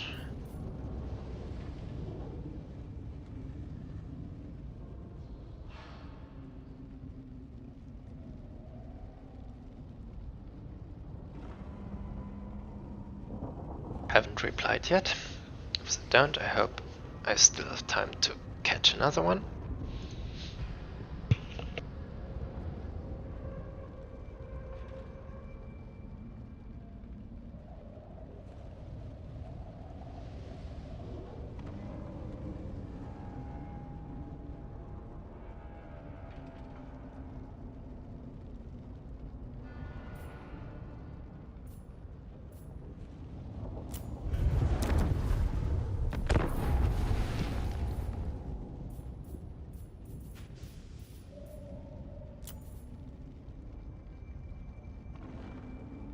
If not, I'm just gonna hop in here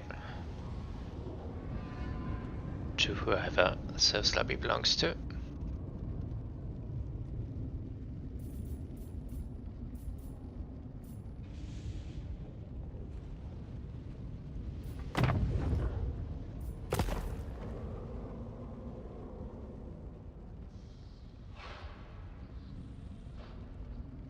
Or somewhere else. Give. There, Ignat. Spectate. 1, 2, 3. Whack.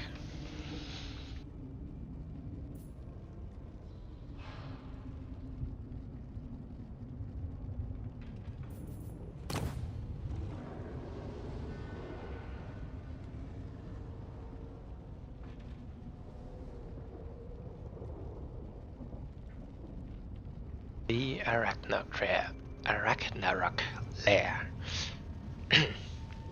was the confusing map preview of those weird streets in here, which have no bearing overall to the battle.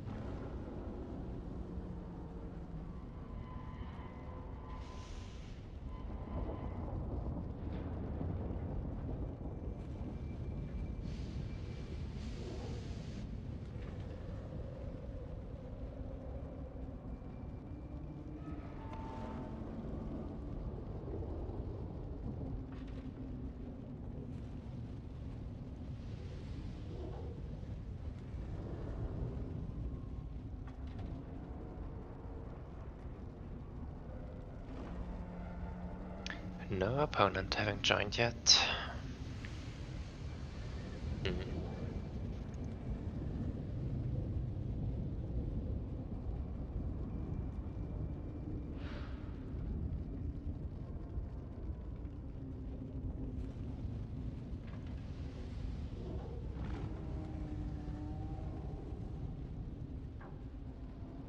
I got a message.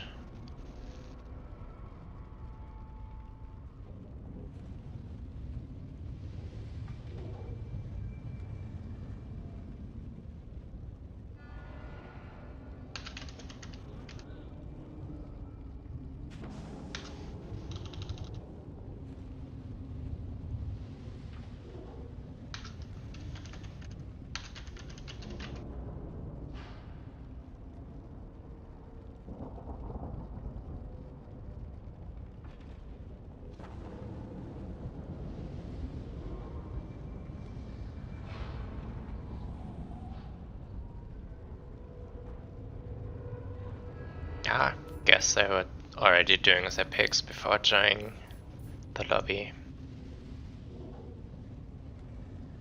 Gonna have an Oscar? I hope.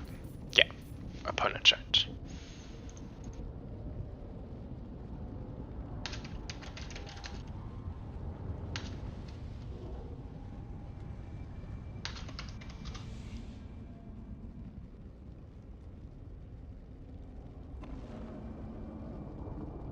Or not.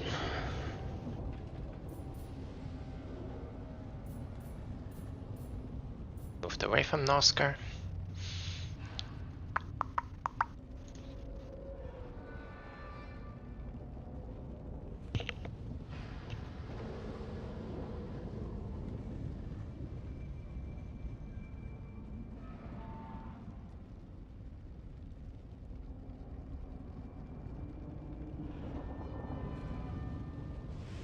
The map is quite tricky, since it's rather small and you're close to your spawn and have some elevation there to have really good shooting positions.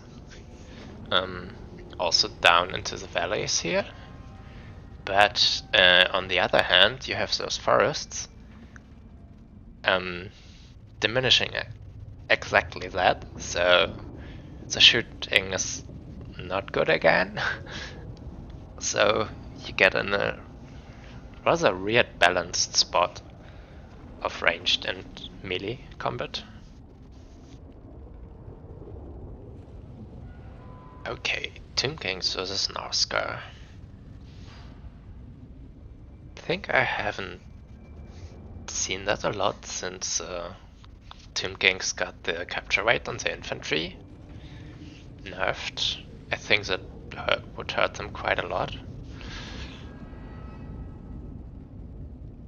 Since Narska can go more elite without having struggling there, or get more cheaper units routed off from the Screaming Skull catapults or whatever before they lose their points.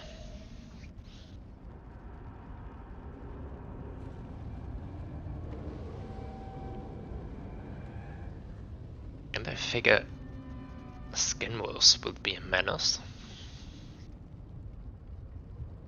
Though the Tomb King constructs are all quite well armored. Yeah. Haven't explored that too much.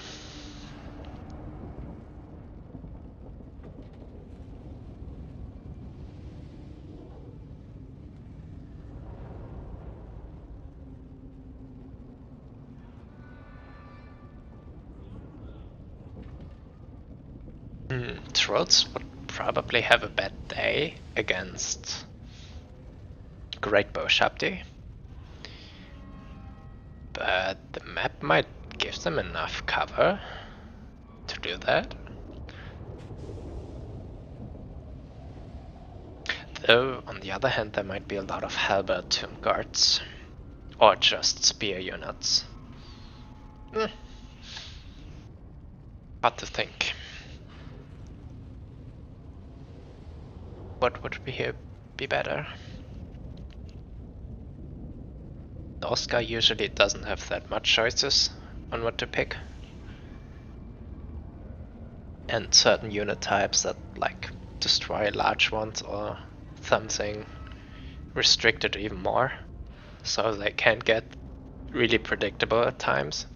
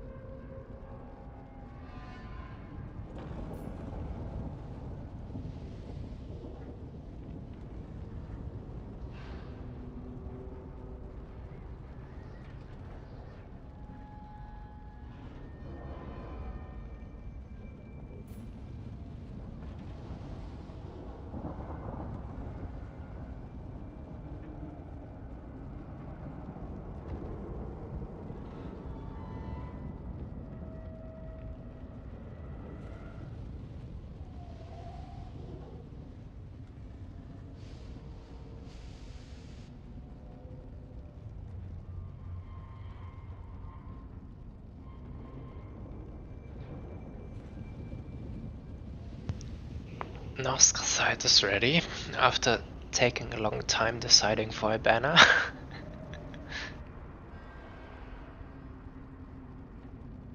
The really important choices here.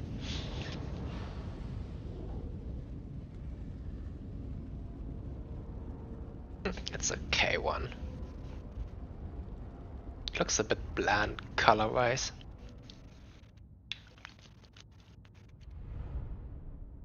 But maybe Chaos Lover like it that way.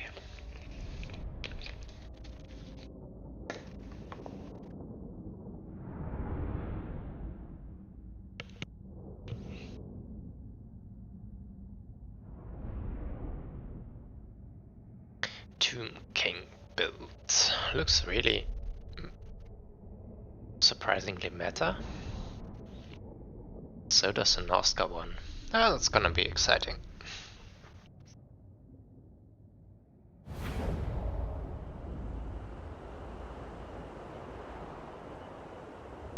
admin stuff came up. So, okay, gonna full focus on the match.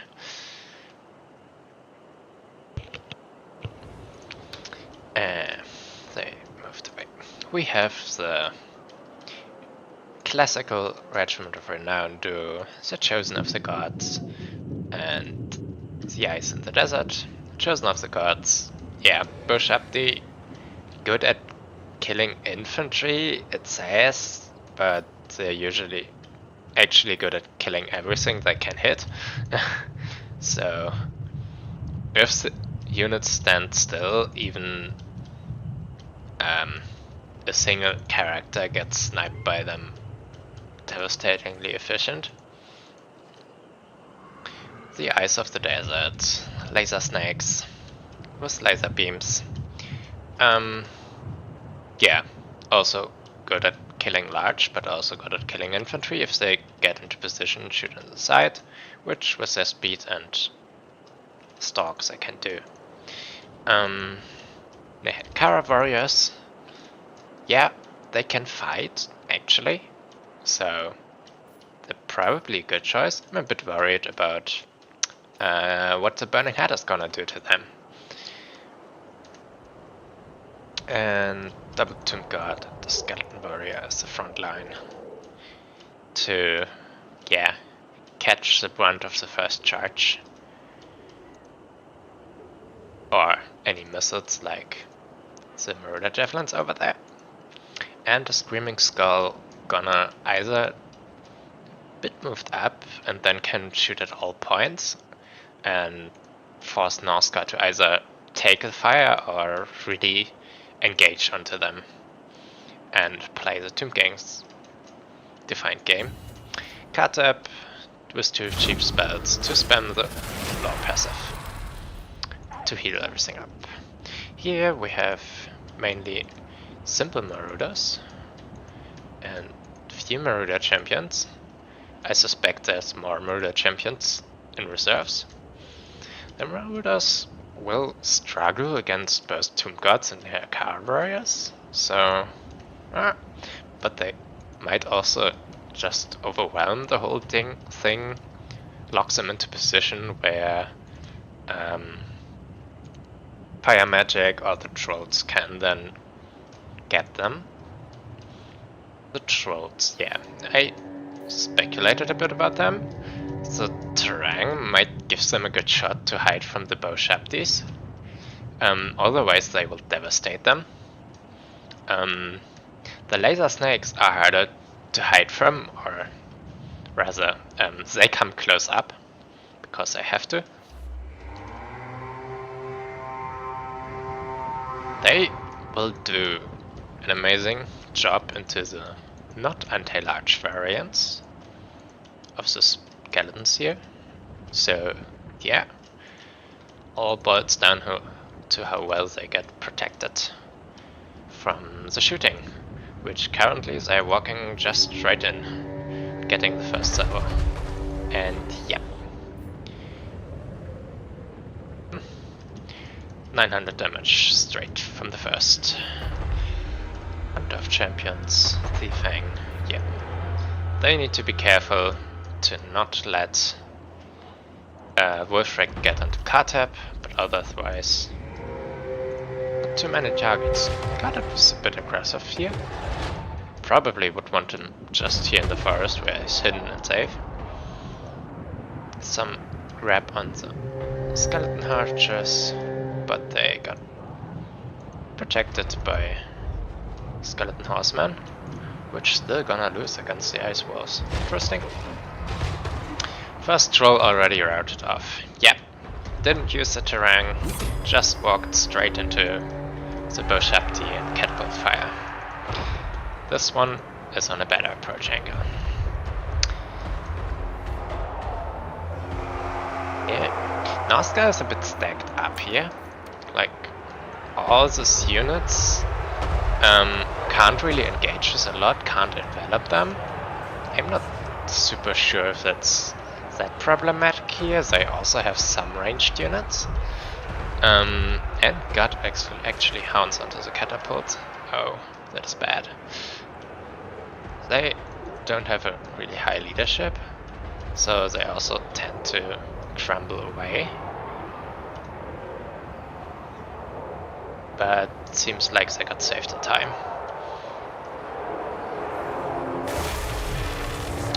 The Chosen are quite close here. Actually having spent a lot of their ammo without so much paying for themselves.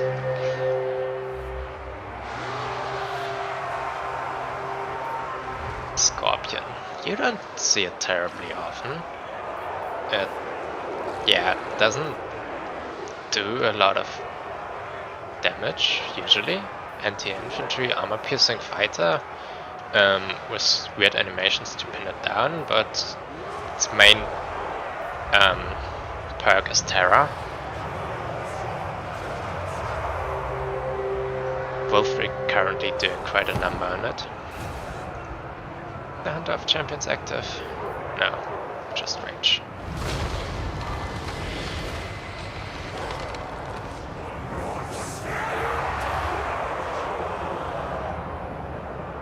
Screaming Skull back online, and a lot of value lost on this diving attempt and not having succeeded.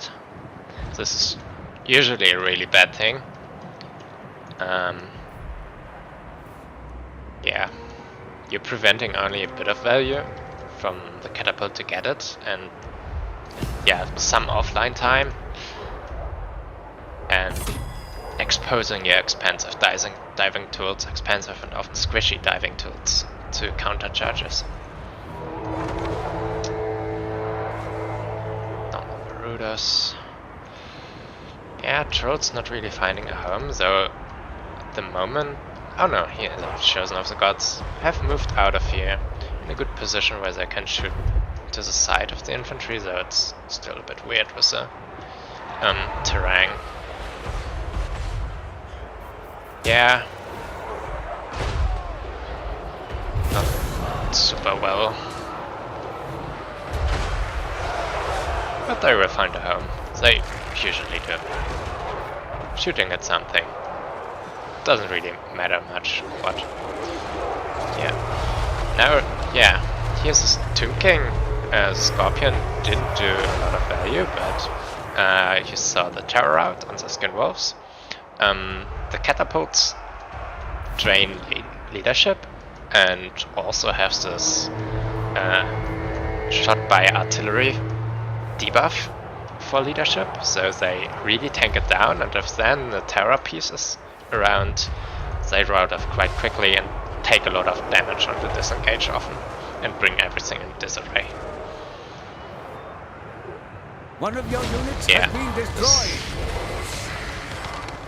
Looks like a really good fight for the Tomb Kings, and they have even a lot of resources here just idling around. This is not some trash like this Marauder on the other side holding the point, but a Tomb God and a Carver, so 15?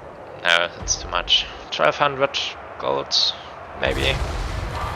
Yeah, around that somewhere. They should, at least one of them should go and fight. They actually get grinded down here quite a lot. I really don't know what to make of those blobs. It swings one way and the other way all the time. Laser snakes engaged in melee combat, but without having spent a lot of their ammo. Oh, and someone is not in guard mode and moved up, or tries to give some command onto a bad target. This is also not good. Not looking too well for the Tomb Kings right now. The armies here mostly crumbled and still idling around so much value on the side. Not those that are idle, but yeah. What I described a moment before. And Carter being in a bit of trouble. Though something comes to save him. And Wolfric lost orders. I kinda think I've seen single entities lose order quite a lot since the update on the behavior of cavalry, or at what point a unit is supposed to drop orders. One of your units has been destroyed. I think for real units it works quite well, but on single entities it's made it worse.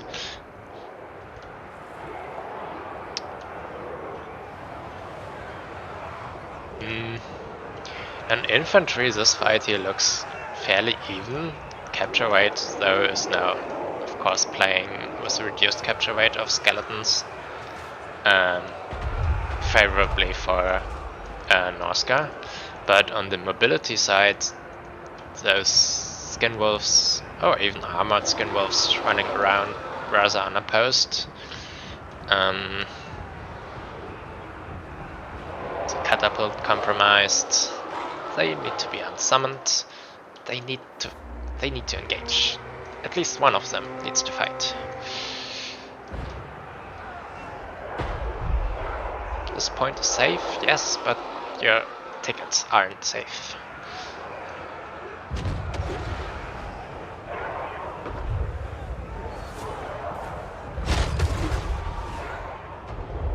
Might actually want a normal unit of laser snakes next to the regiment, just to deal with the skin wolves.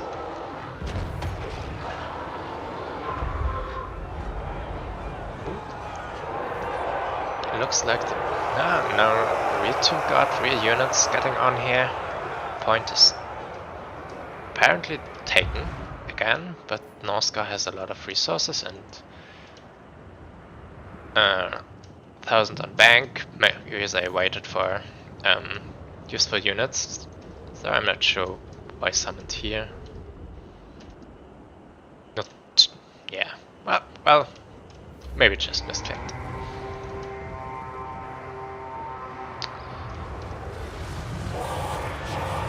The Scorpion again. I don't know if I'm a friend of that. Yes, Terror is good, especially against such tattered units. But currently, you're lacking in real killing potential. One of your units has been destroyed. And for the third time, the Screaming Catapults are charged.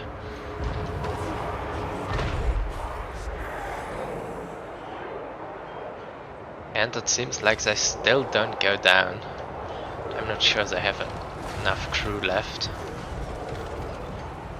to operate properly. Bit of a lag here.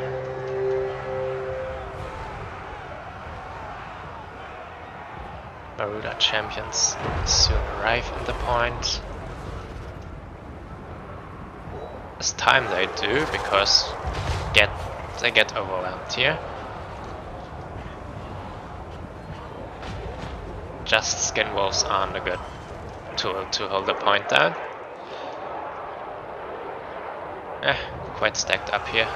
Catapult should switch. Oh, laser snakes again. Yes. If they don't get compromised, the skin wolves have to be careful. Finally, the tomb card moves from the side point to the mid. I hope it does in time so they can capture it. One of your units has been destroyed. Because if Norska just holds out quite a while here, then they can sit on a single cap and win. Are they on the point? I don't know. It's I guess laser snakes, so they should better leave. Nice burning head. Unit wasn't all that grouped up though. Everything gets intermixed. I don't think that's good for the Tomb Kings.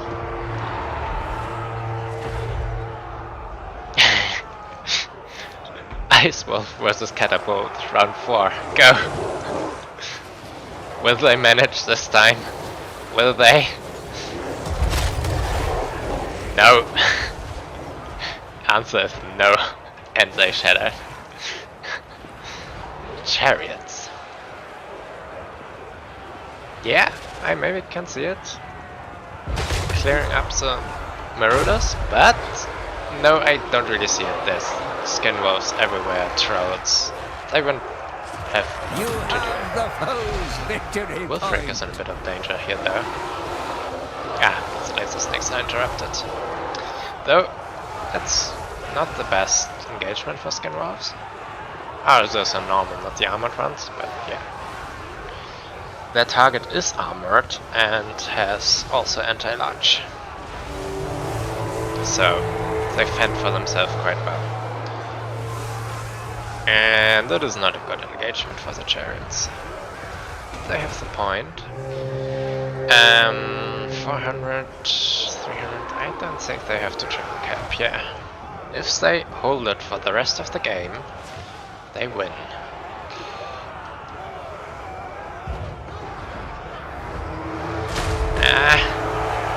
I don't think it's looking that way. Noska is getting a lot of capture weight here, chucked out, so someone can't make use of them anymore. They will be routing if someone so much as belts Screaming Skull. Oh. Chariots having freed themselves from combat here, and oh no, don't do that. You're getting stuck and mixed in here. Try to those here juicy unarmored target. Marauders, charge them.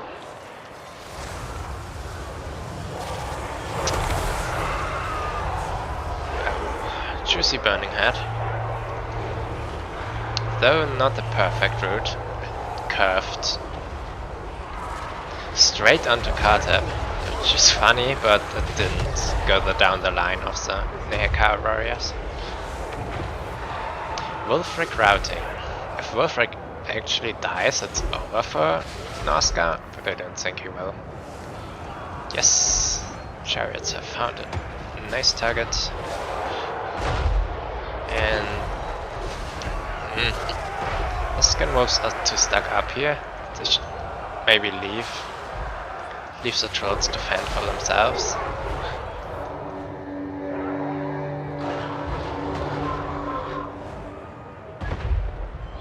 And try to take out the chariots. Or, yeah, go with everything and take the side point.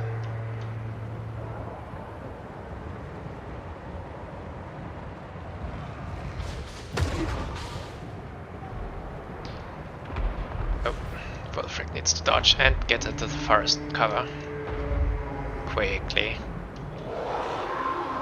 He's leaving Bosch up the range, but there's not a lot he can take anymore. One of your units has been destroyed. Yep, I like what Noska is doing here, and this will be successful. So they need something to block here, and maybe should have a few units like positioned here, here, here, to force the Tomb Kings to leave a sizable guarding force here and can't go full force onto the side point.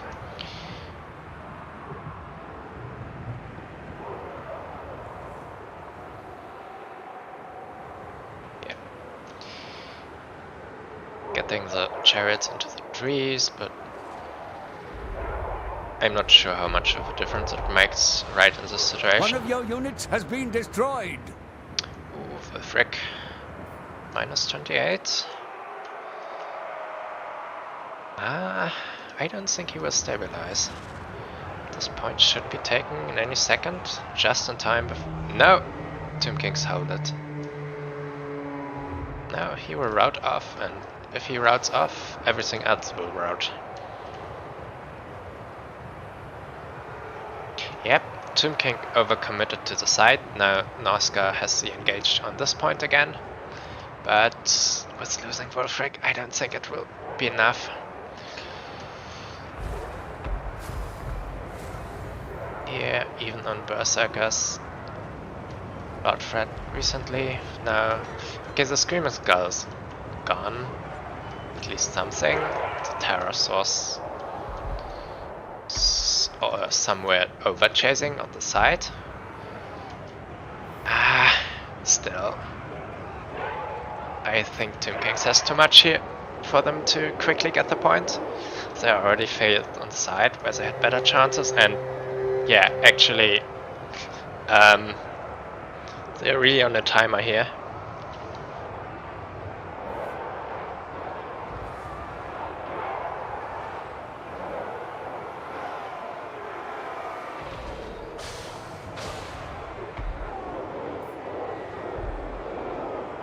Oh yeah.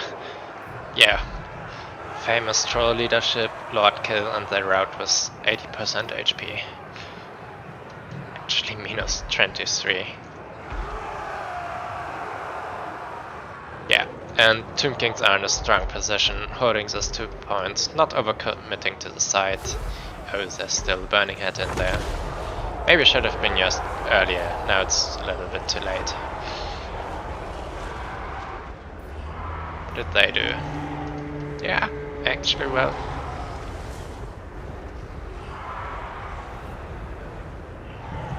They're a bit weird to use, since they have so many models, you likely won't get them out of combat cleanly, but they, yeah, did rather well, even just getting stuck in there if it's their preferred infantry targets. And low armor.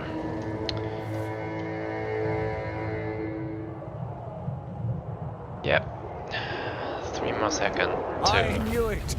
And it's over. Unending glory is GG yours. both sides. I really couldn't see where this was ending from the beginning. A lot of back and forth. Lot of back and forth. Double summoned, but yeah, they did well. I think not so much in the first life, they couldn't use a lot of their ammo and got stuck into melee rather quickly.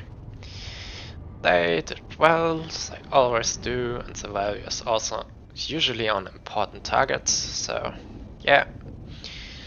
Catap, actually quite a value for being a heal bot in the end.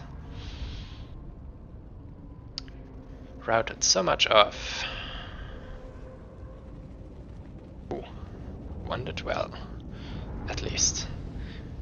The others, not so much. They were often in rather isolated positions later on. Scorpion, well, its main point was terror, and that it did. Though on the first live, I'd rather have seen something else called that. Not yet the point for that. Push up the fine. A lot of cav. But not, yeah, not so much used.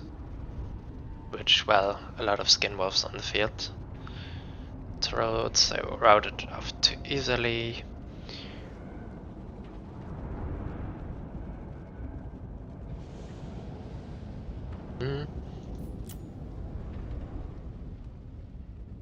Fire casting could have been a bit earlier. I've seen no really good ones. It's often hard if the units in the mid intermix so hard, are so spread out.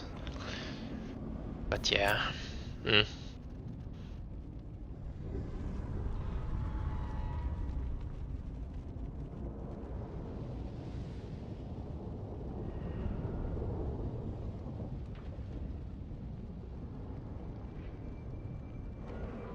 Skin wolves were really good and for a long time ruled the mobility of the field, but somehow got worn down and pinned a lot into melee combats with infantry, which is not really their strong suit.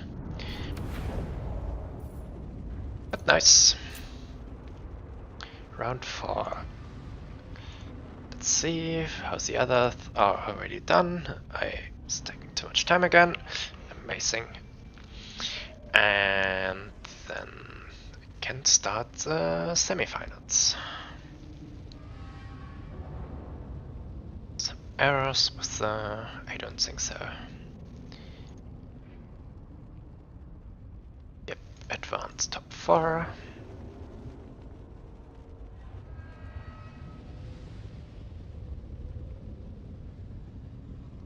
And ping them.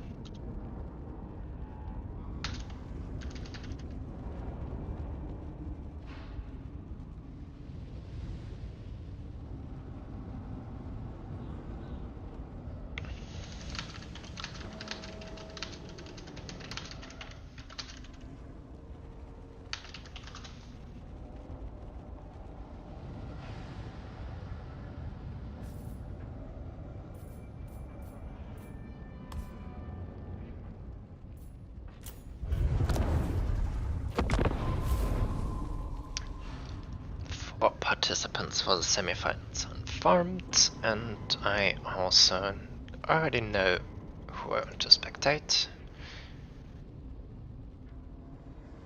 since I couldn't get this one before.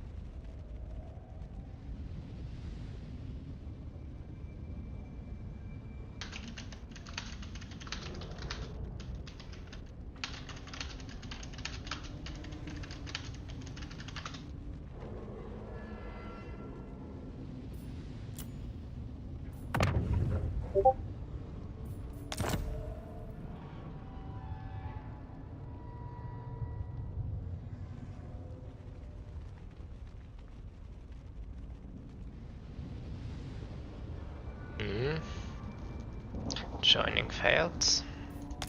Unspecified error.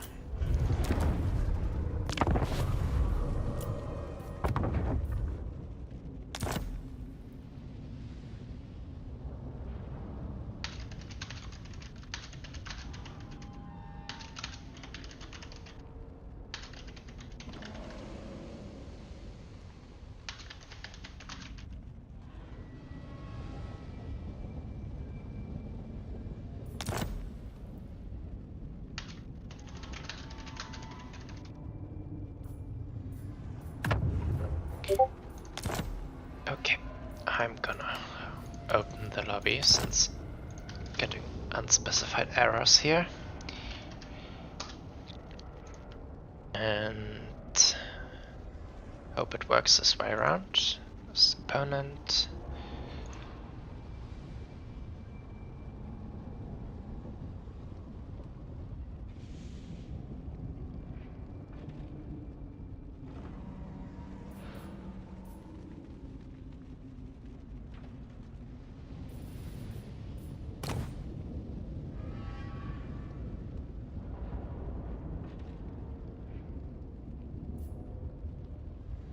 Check the map. Back arc.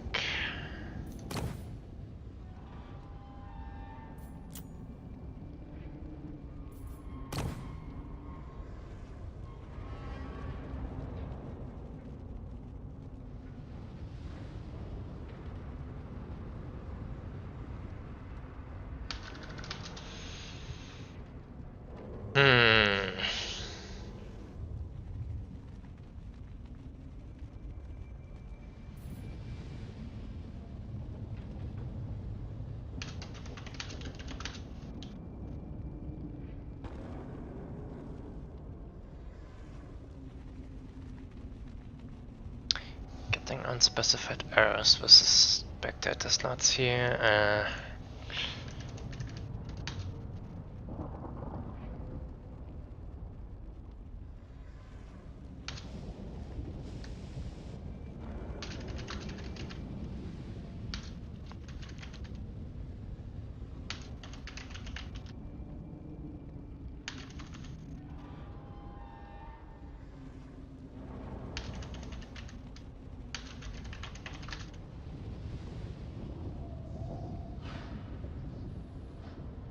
Maybe other side needs to reboot once. Best both the game and Steam completely.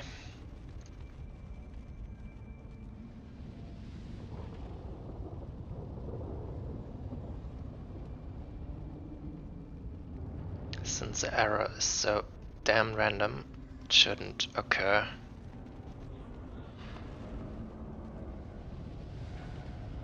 Too consistently. If you just reboot it enough.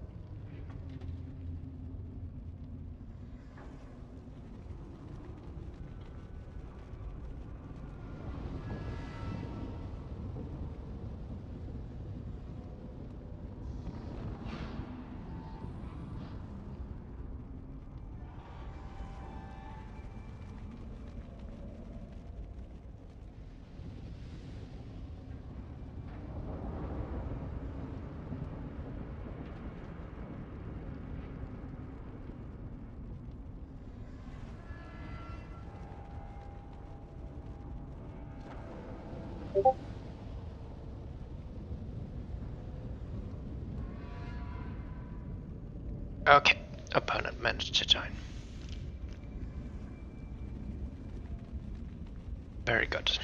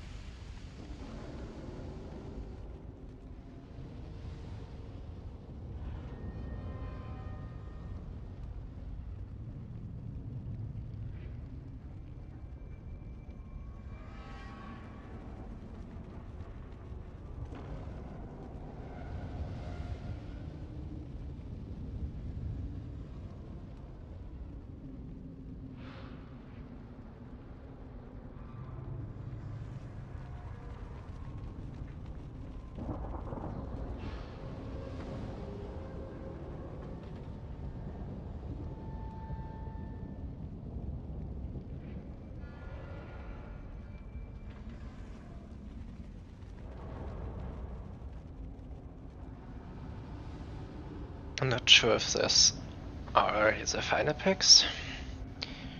Seems to be this way.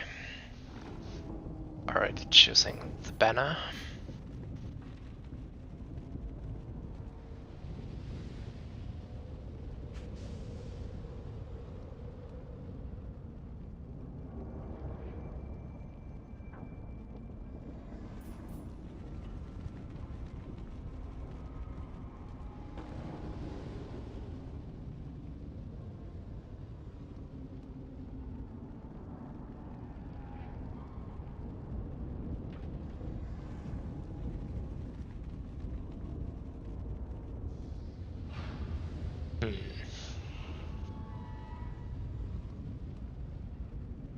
Siege versus lizards. I need to ready up.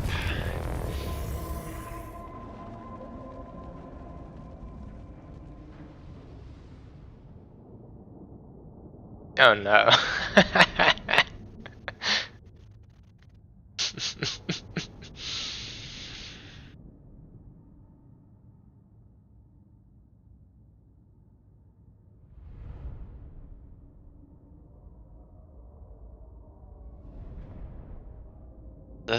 This is gonna be weird.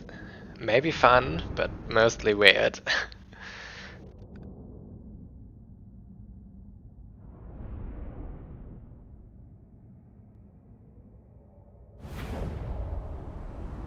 So, Zinch is running with the same build we've seen earlier, since, well, Kairos plus Icod plus Warrior Frontline plus Mutalist Beast and Zangor just the whole armor check and Mortis Engine Drain build. Really a style I find incredibly boring. The other side, though, has the freaking Shredder of Lastria, a Life Slam, 2 Ref Crystals, and 2 Skink Chiefs, which I don't know what they should achieve, and Chameleon Stalkers. I don't know how much they cost actually, so I don't know. They have a lot of ammunition. Maybe. So this monster mesh here should be able to stand up to the Mutalist Beast and Kairos. I don't know what's gonna happen here, but I suspect that the lizards are gonna lose by just having a build so incredibly tall that they can't hold points.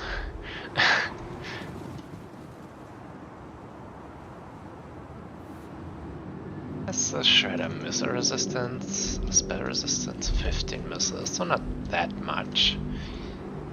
Though I'm not sure how much blue fire is worth on him, or if you rather try to ignore it. But if you come with just a fat armor stack, you can't really ignore it. You shouldn't go all in on the side point. The armor is just gonna... maybe it's actually fine to just surrender your home point for a bit to bait them out to your side.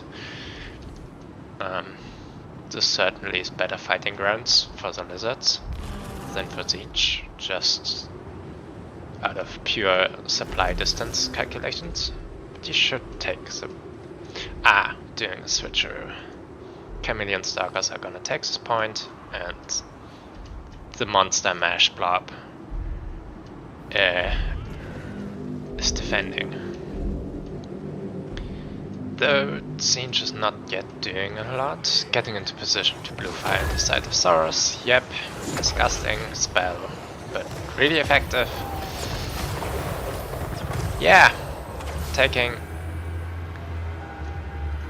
3000 damage into the Soros, killing about a quarter of their models for 6 Winds of Magic. Actually, no, 3.5 Winds of Magic due to life leeching.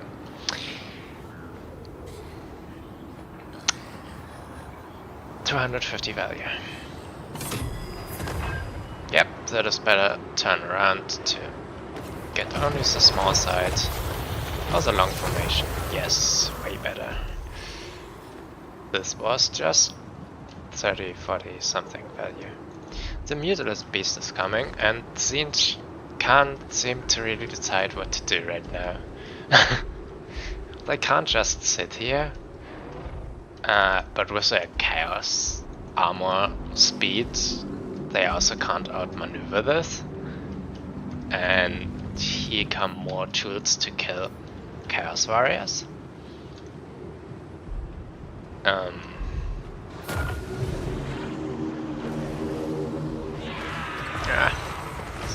Better shot again, yeah.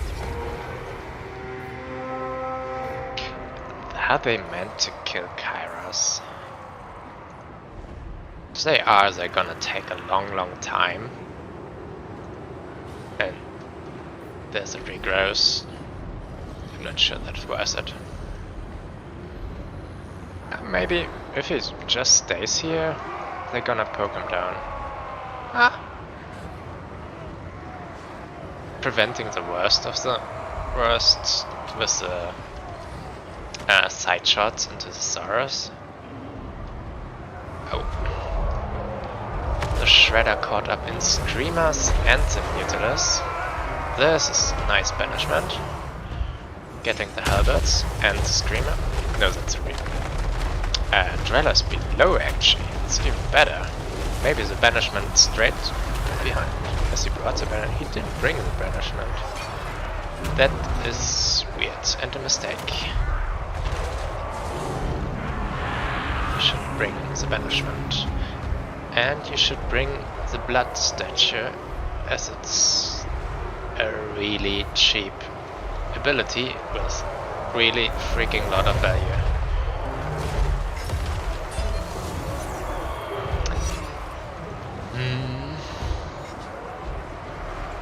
To get the value here.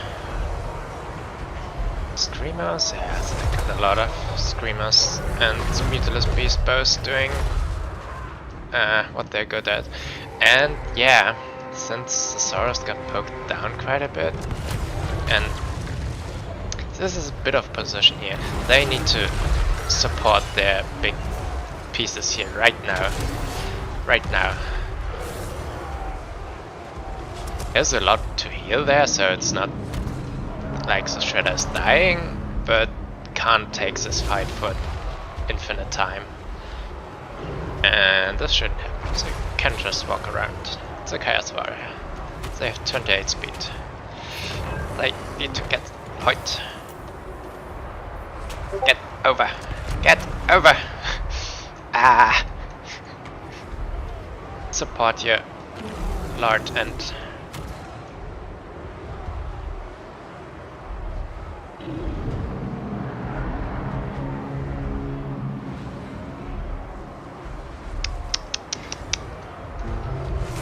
if this land dies here, and he is way slower than the Beast, that's gonna be straight game over.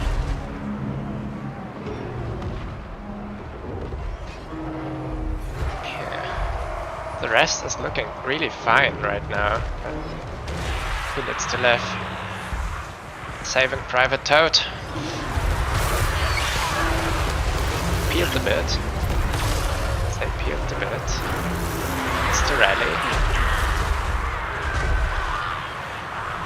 Now it's just a Beauty Beast. Not in the best position. That nerf Kairos just blue fires him once again. 40 missile resistance, not bad, but still.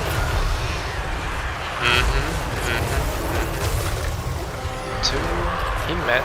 Nope, he routes again. The second time.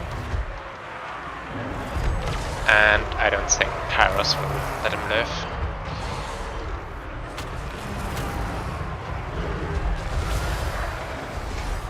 Beauty Beast is falling, but so is the Shredder without healing. Without proper healing from the Slan. Was Slan rallied? He needs to regrowth himself right now. He has a regrowth, he has a regrowth. Before Kairos notice.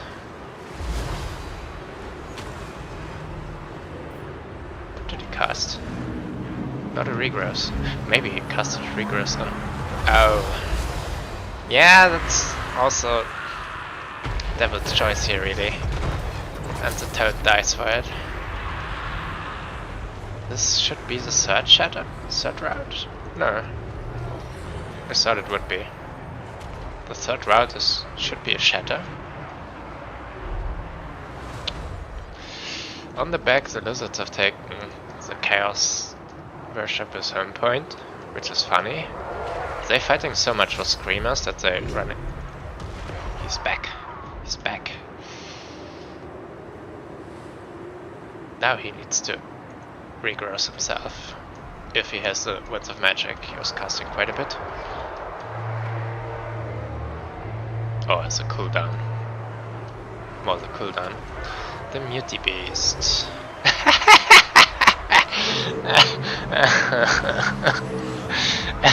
Didn't give. It got one heal spell right now.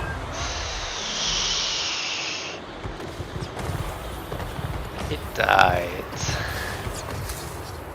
And this is getting chased off the map. Oh, that is bad. Also got great value, but oh. The only advantage I now see for the lizards is that there's so many screamers on the field for the chaos ones, siege ones, and they aren't super well fighters if there's no good targets for them, and the good targets for them just leave. Yeah. But still.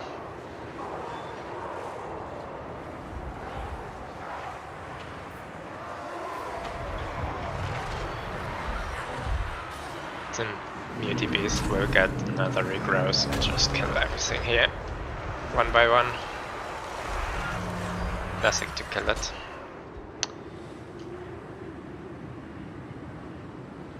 Yep, they were chasing here the screamers to peel, but they're both slower than the screamers and the routing beast, so that was a useless endeavor. You needed to summon something from this point and move it up into their way to block it.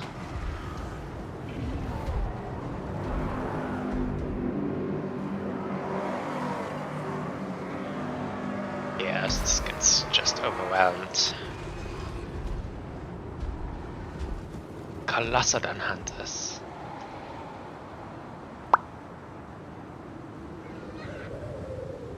Against the Muty Beast, I guess, but first they're gonna have to deal with 3 units of Screamers, 4 units of Screamers.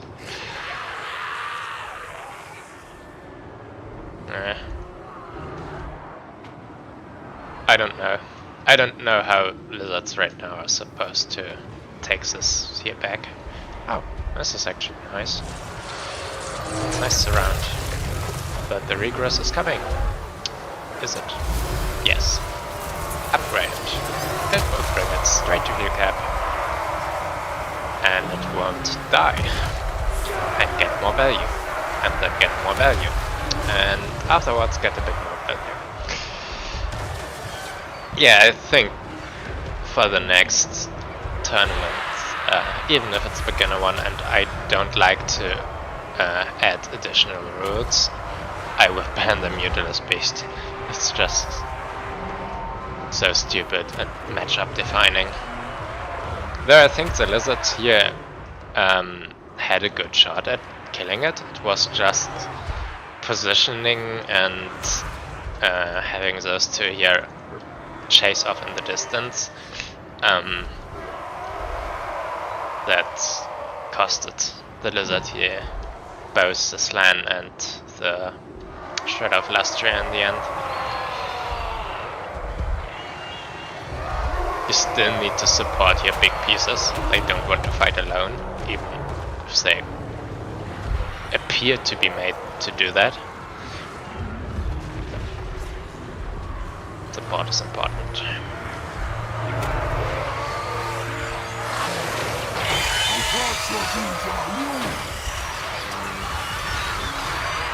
unit is quite expensive. Not the best performance here. But the Screamers are just so outnumbering.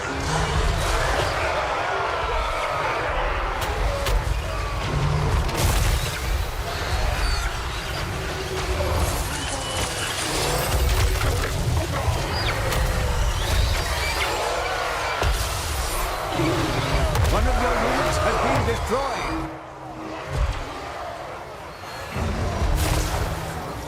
Bye bye Chaos Warrior. Not his day.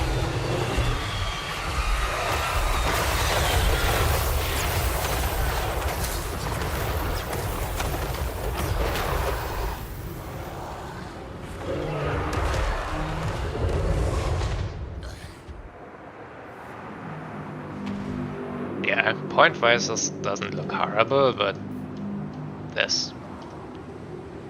I don't see the lizards taking points back, and they're gonna lose more in a few seconds, and Zinj is even banking a lot of resources. Should summon the scrap here to get it back, since there's just no pressure on Zinj. He can fight until the end of the game with just a Mutilus Beast and some Chaos Warriors here.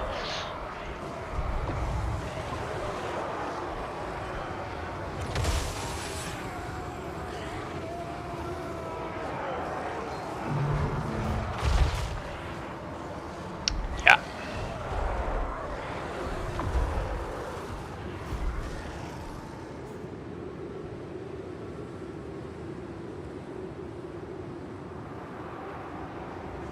You have the foe's victory point.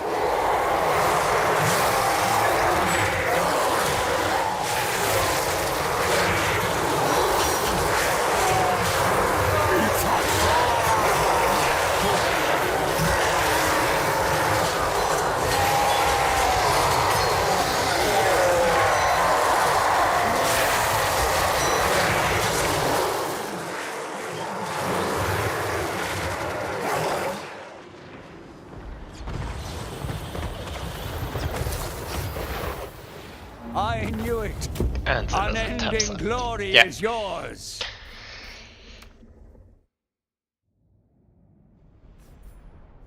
Another day of Zinj play and another Mutilus Beast carry.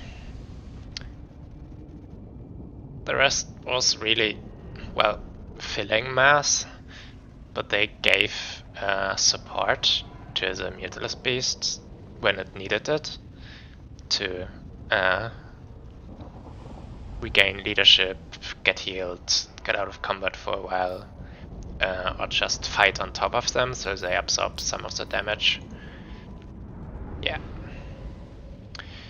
5.7k value in the end.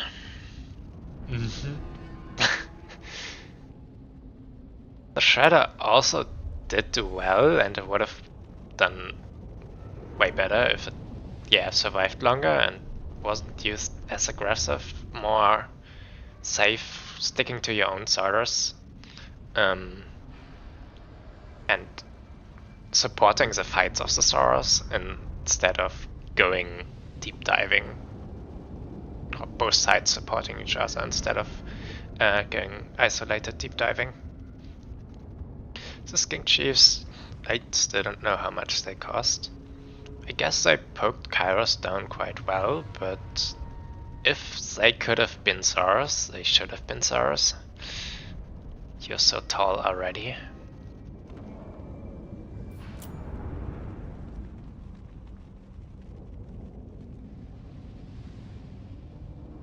The Samostakers I found curious.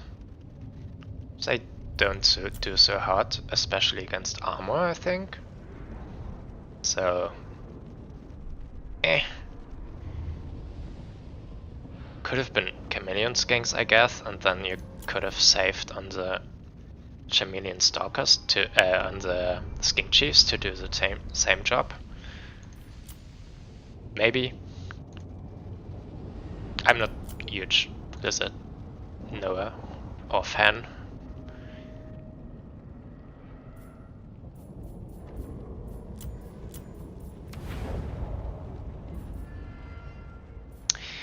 Well, yes.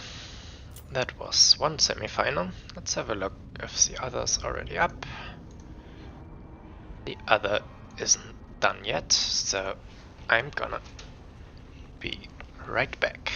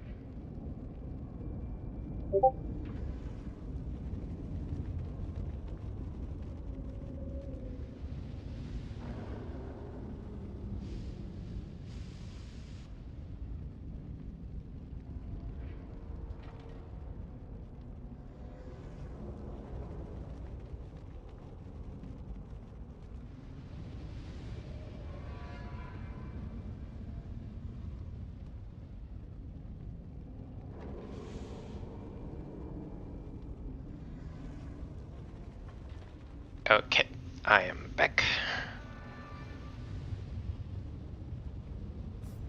But the other final semi-final is not finished yet.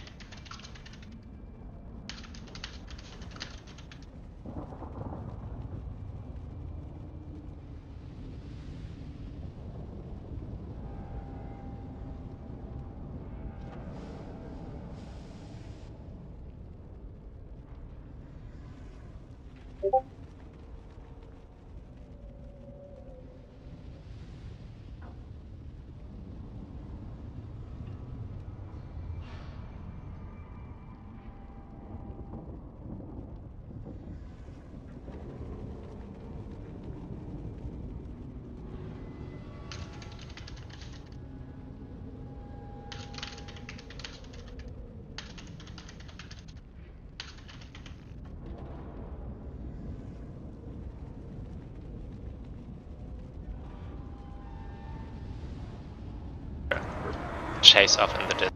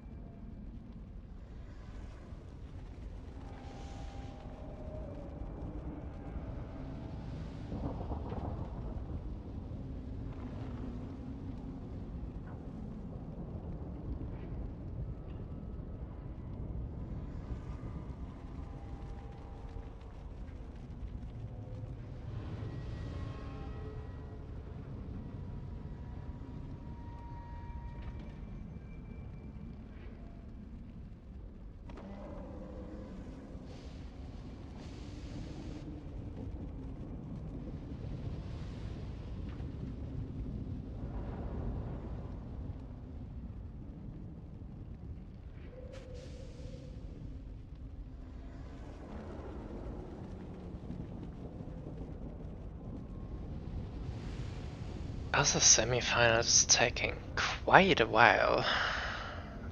Even if we had troubles with creating and joining the lobby on the other branch.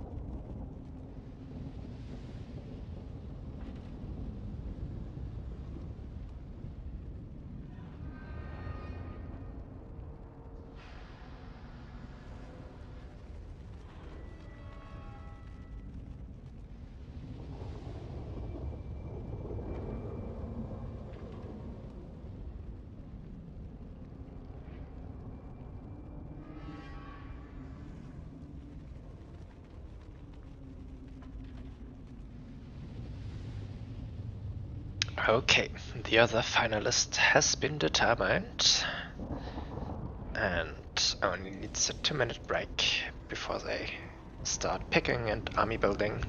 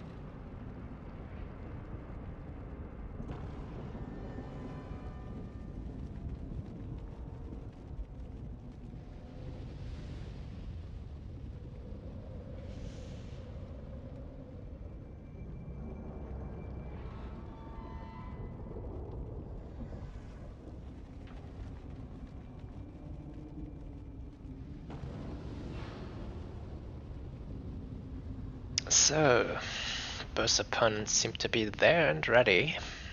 Can finally. They're probably picking right now. Or they actually already did. Maybe?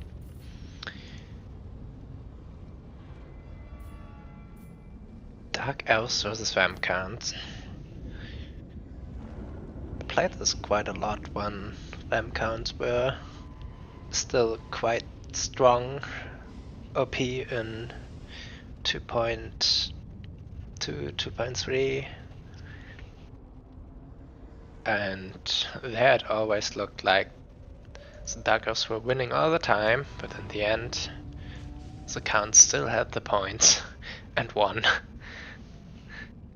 But things have changed, and since then I haven't actually seen it a lot. And I especially haven't seen a lot of vamp counts recently. Since, well, or I don't know if that's the consequence or the cause, but they're on 38% win rate on Total Tavern right now. And really one of the least picked and played factions.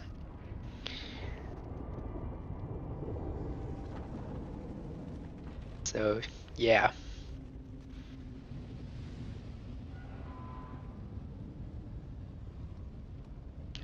I don't really can understand that they dropped down so badly.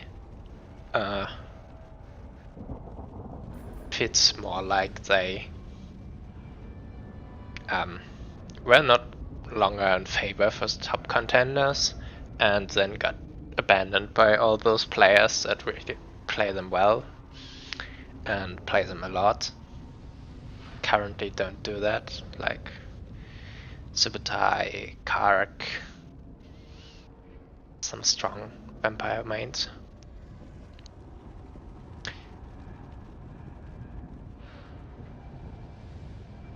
But I also might be wrong and they are actually bad. I haven't seen them enough to judge it right now.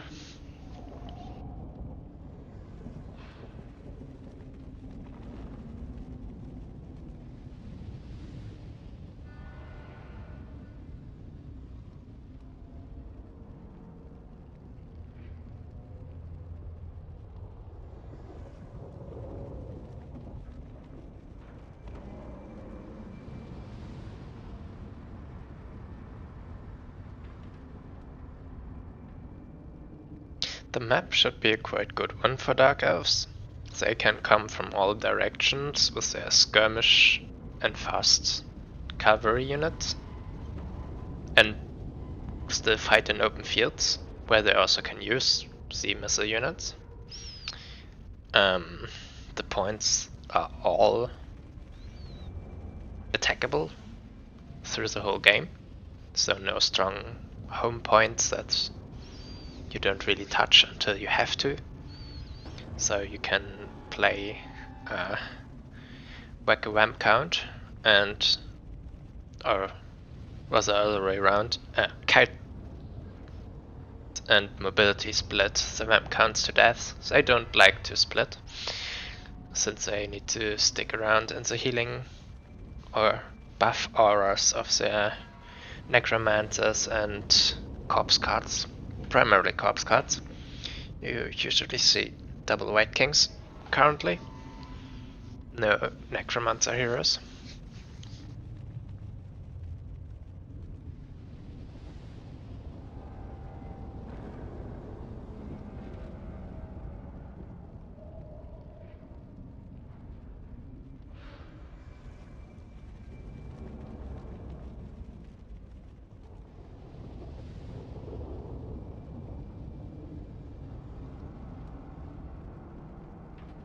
Though the vamp counts can surprise you with a surprising, selection of strong mobility pieces. They can play that game too, if they want to.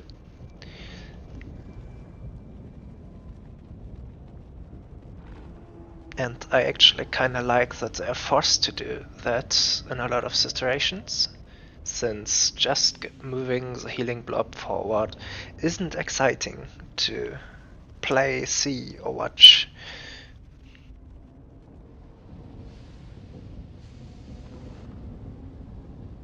Or play against.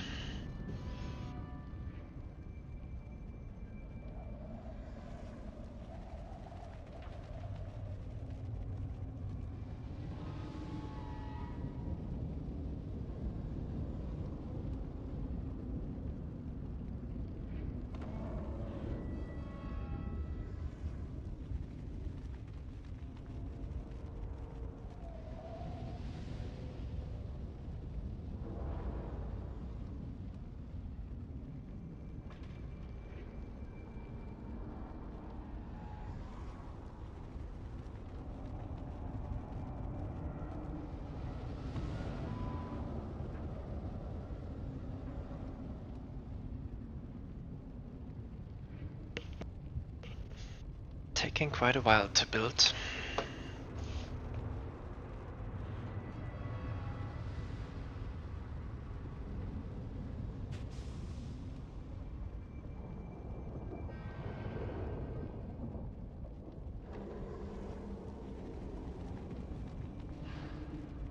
Vamp counts scheming like they have all the time in the world and not just until next sunrise.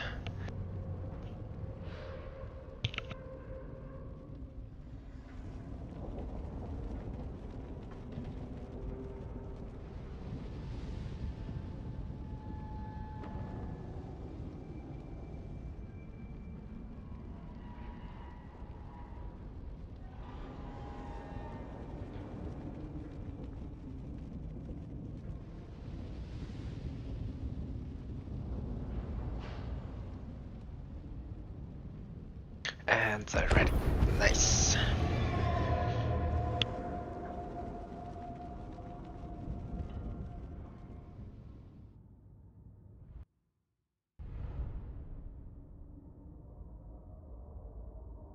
Wooha.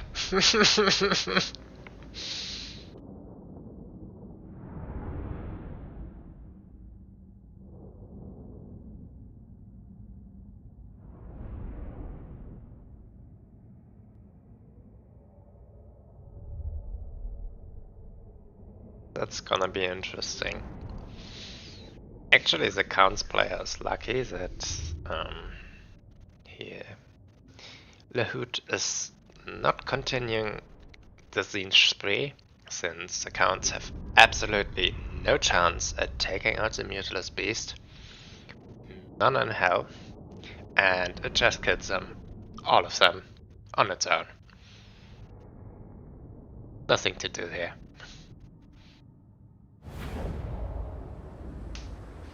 Hard counter matchup. Really cursed.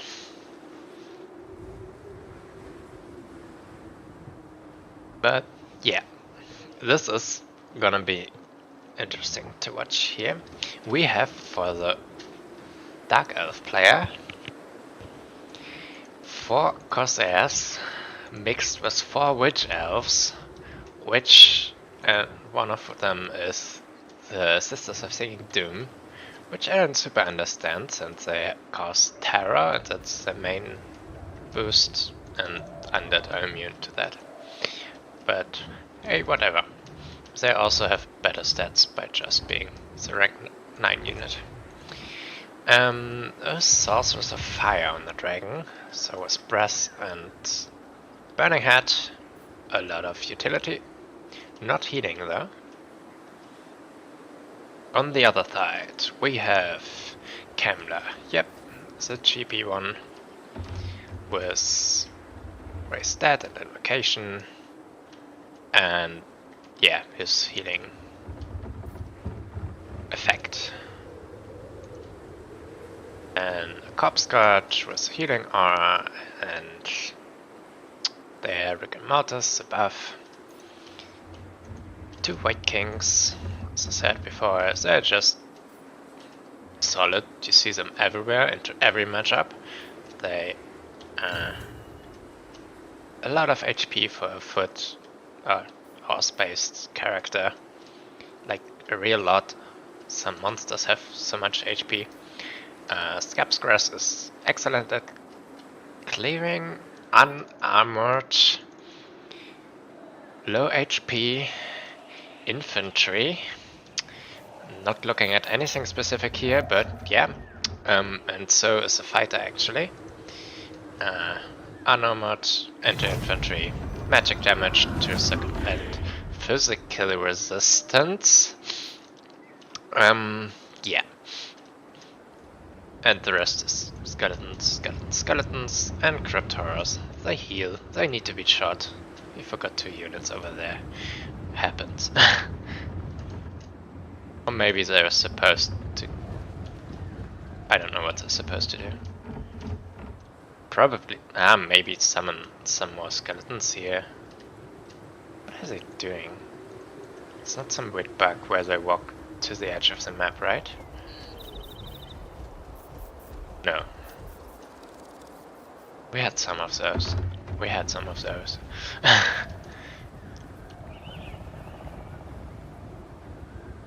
So, seeing this army, I don't really know what the counts are waiting for.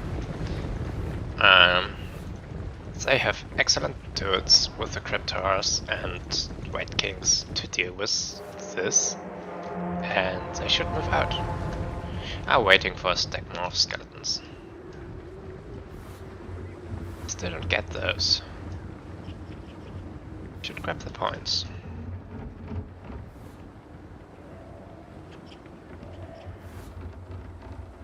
More chaff. Yeah, guess not bad, but...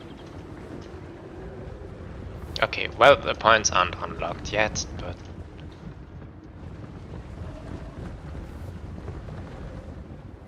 Patient player. I don't see the point of a build-up against builds like this, which don't really suffer from that.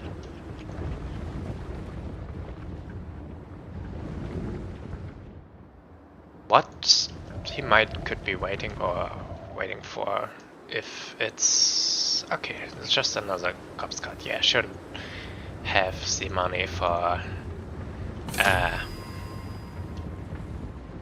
Mortis engine. Mortis engine against this would be really devastating and force the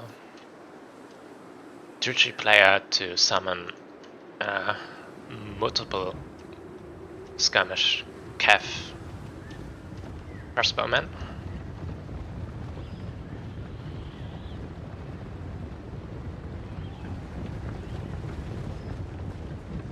But yeah, I can't really see how Corsairs and Witch Elves We have a victory point. can Keep it withstand from the the foe. onslaught of Cryptoros. And if they, the cold ones, try to play that game, you just retreat a bit and then fight inside your lines, but he weirdly moved his army.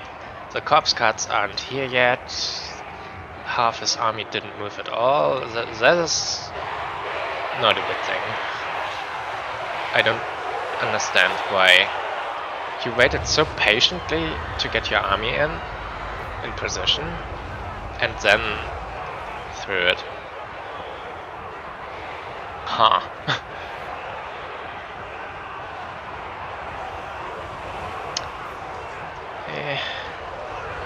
Fighting the two White Kings is not really what the Cold War Knights want. Oh no, one of them is Krell, right? Yeah, one of them is a Krell summon. It's even less what they want. I want a Burning Head here. Here, please. Give it to me. Yep, Dragon is coming. Maybe it's Dragon Burst. Yes. Yeah, not perfect. But the curve is fine. Yep, that's 4 dead units. Rip. And then a Dragon Burst somewhere over here, maybe.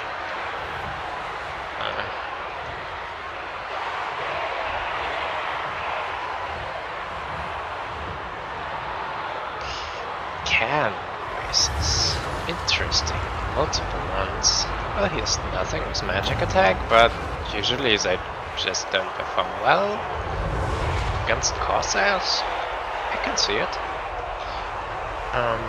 Here the center of the line buckles, and 2 Cold War Knights are already completely taken out, third one following.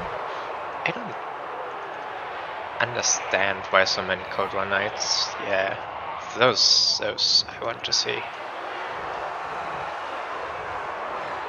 And they need to find a home. Yeah, charge them. I better charge them. Another devastating Burning Head. Does it curve fine? It does curve really well.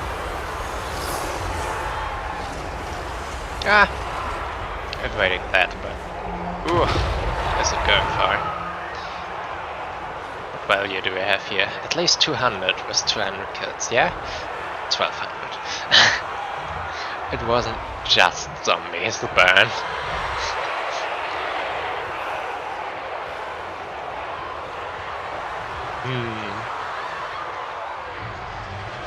One of your units has been destroyed. There's a lot of chaff dying for the counts, but that's kinda a game that they're happy to play.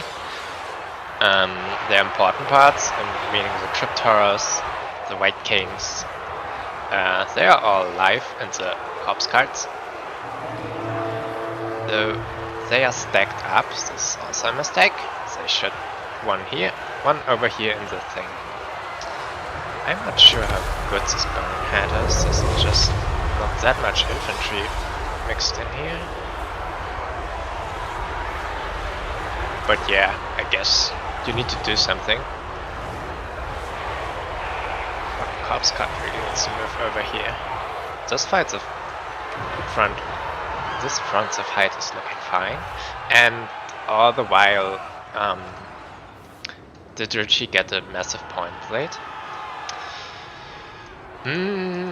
It's maybe a little late for the skirmish ones, though usually you want to open with them to accrue a points lead and then translate it into the battlefield lead into points lead, or recapturing the points. You can do so in the mid of the game, just abandoning the fight once basically, and then having your first wave of infantry fade out, so to speak, then skirmishing, and then resummoning the first wave of infantry, and taking the points back. Another devastating burning head. I really think that's the only thing that's keeping the True Chief player in the game right now. Dragon I would move out here. There's Dire Pack, good at killing anti-large. The White King, you're not gonna kill it. Not realistically. The sisters think they need to peel for the Dire Pack. Yeah, the corpse card finally moved over here. Though, really late, you just don't want to fight without them, and the Count's player did that for a long time. Now this is not a nice situation. With the other Cryptors you're also charged, being squished between two large units is not a happy place.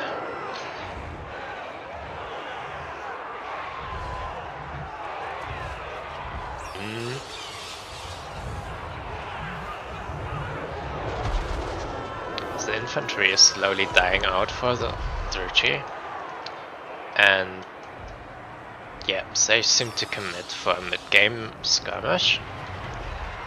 It's okay, can do that, like I said. While on the Count side, not everything is moving. Oda's known back in Domination, freshly summoned units, dropping orders after a few seconds. Or not accepting the orders.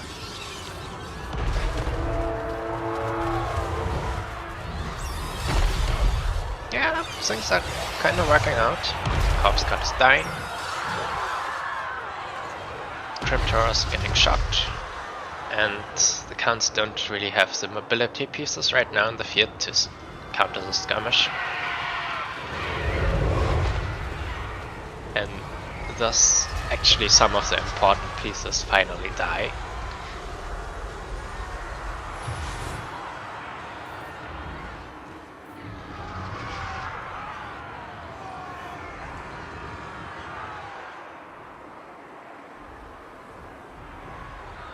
Yeah, by the point they arrive here, probably almost everything of this is dead, if the skirmish can go on.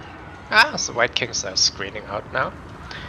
This is a good thing they can do, and you can do barely anything about it. Killing them is so hard. From the most things they can just walk away that are actually able to kill them. And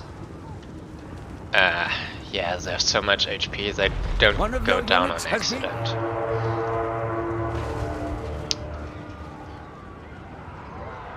No, Count's getting the point now for the first time.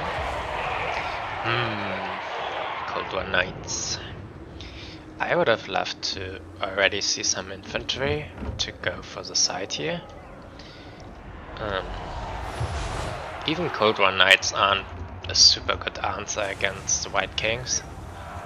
They still take very long to take them down. Mostly not worth the time invested. So yeah, Counts definitely have to triple cap, but if the Druchi aren't gonna bring any infantry... Oh well, guess those were fresh ones. Were they? Double summoned? I don't know.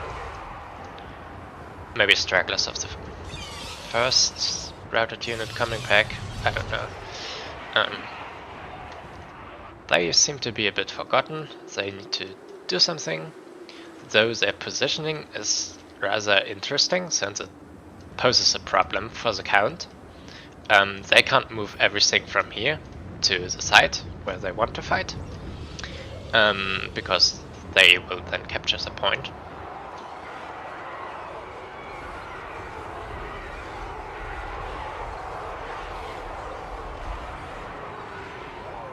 Yeah.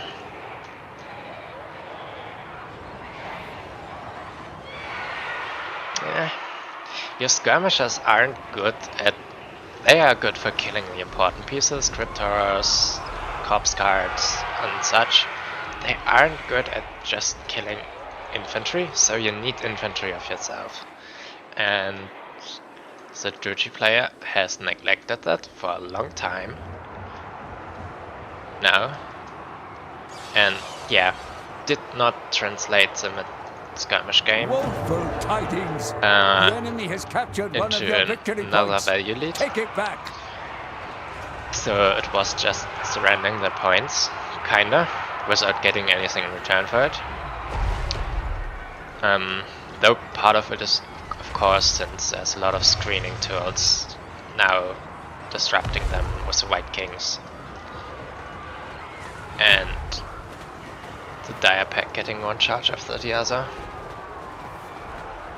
And they really rip such skirmishers apart quickly.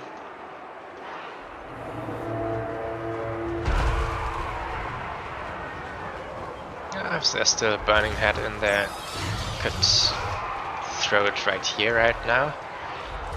Be nice. No Dragon Breath used yet. Oh, that's... They still had one saved up. Is it gonna curve nicely? A bit. Yeah, you can't complain about that. But still.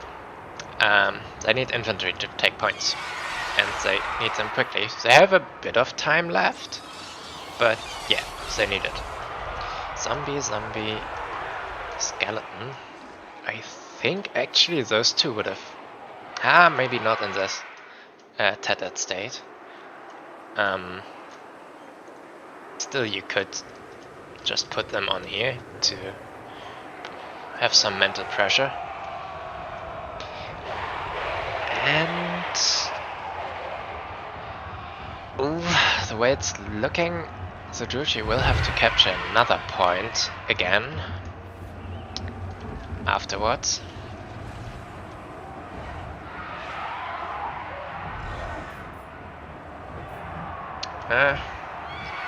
Should get yourself in a positioning here where you can use a Dragon Breath, or just throw it in here. You're on a tight clock right now. You need to use things even if they're not in an optimal position to do so.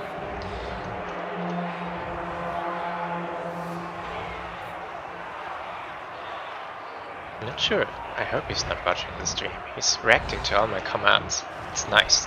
But yeah. No. One of your units has been destroyed. Yeah, I think the Counts will need to wrestle a second objective back. They will get this one, yeah, no problem. So there's a Quell coming in, so Kemmler get resummoned. Gonna slap it in there on the fire sorcerers.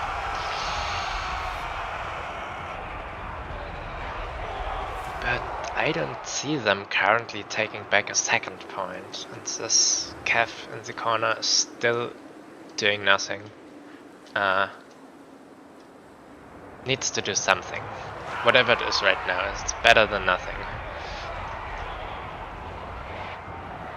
Yep, we have a Krell battling up sorcerers. This value is probably also from the first life.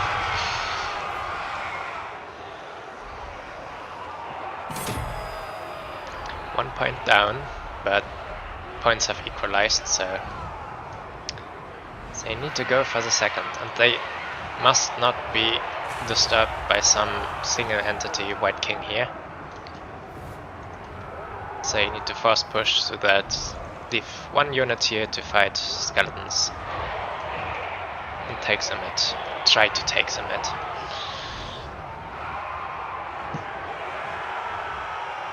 Dragon Breath should be reserved for the cannon rises.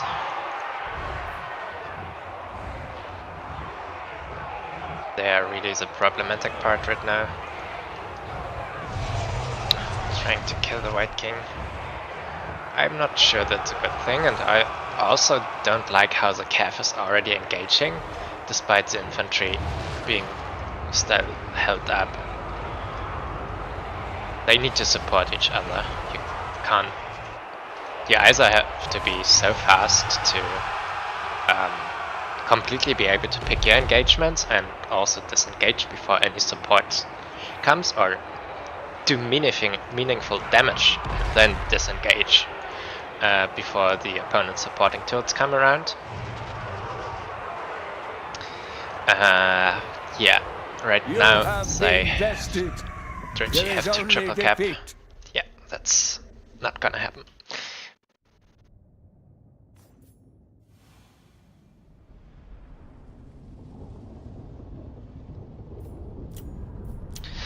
The opening wave was rather okay, despite me having really doubts about that.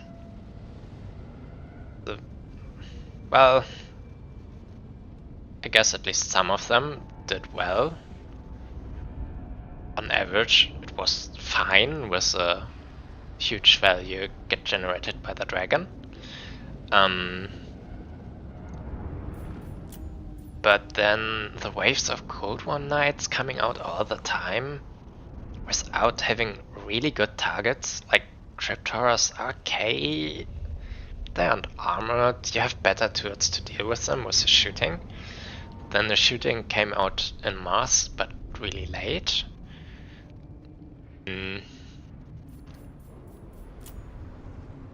Yeah.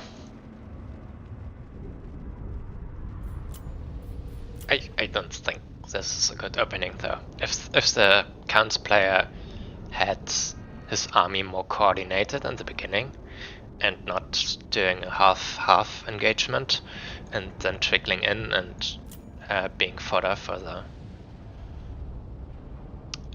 burning head, I think the witch elves would have crumbled, and then soon after the corsairs too.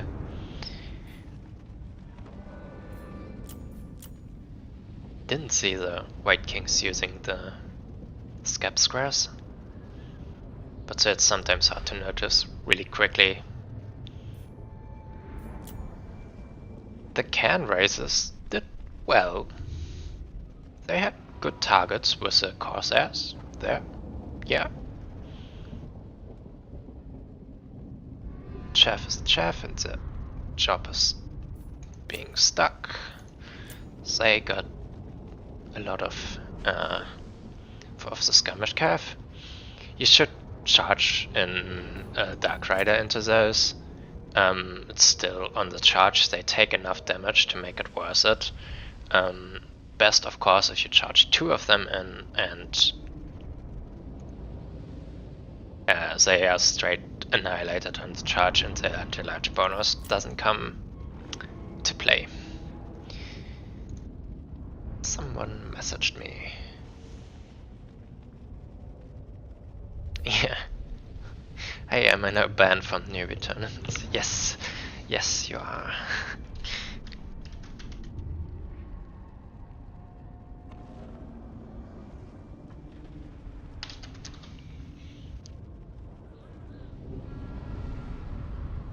The winner of the tournament is then disallowed from further beginner tournaments. So, all in all, that final battle was rather exciting. I didn't think it would be, but yeah. Count's play can be interesting, even if it's mainly just healing blobs. Still a lot of decisions to make there,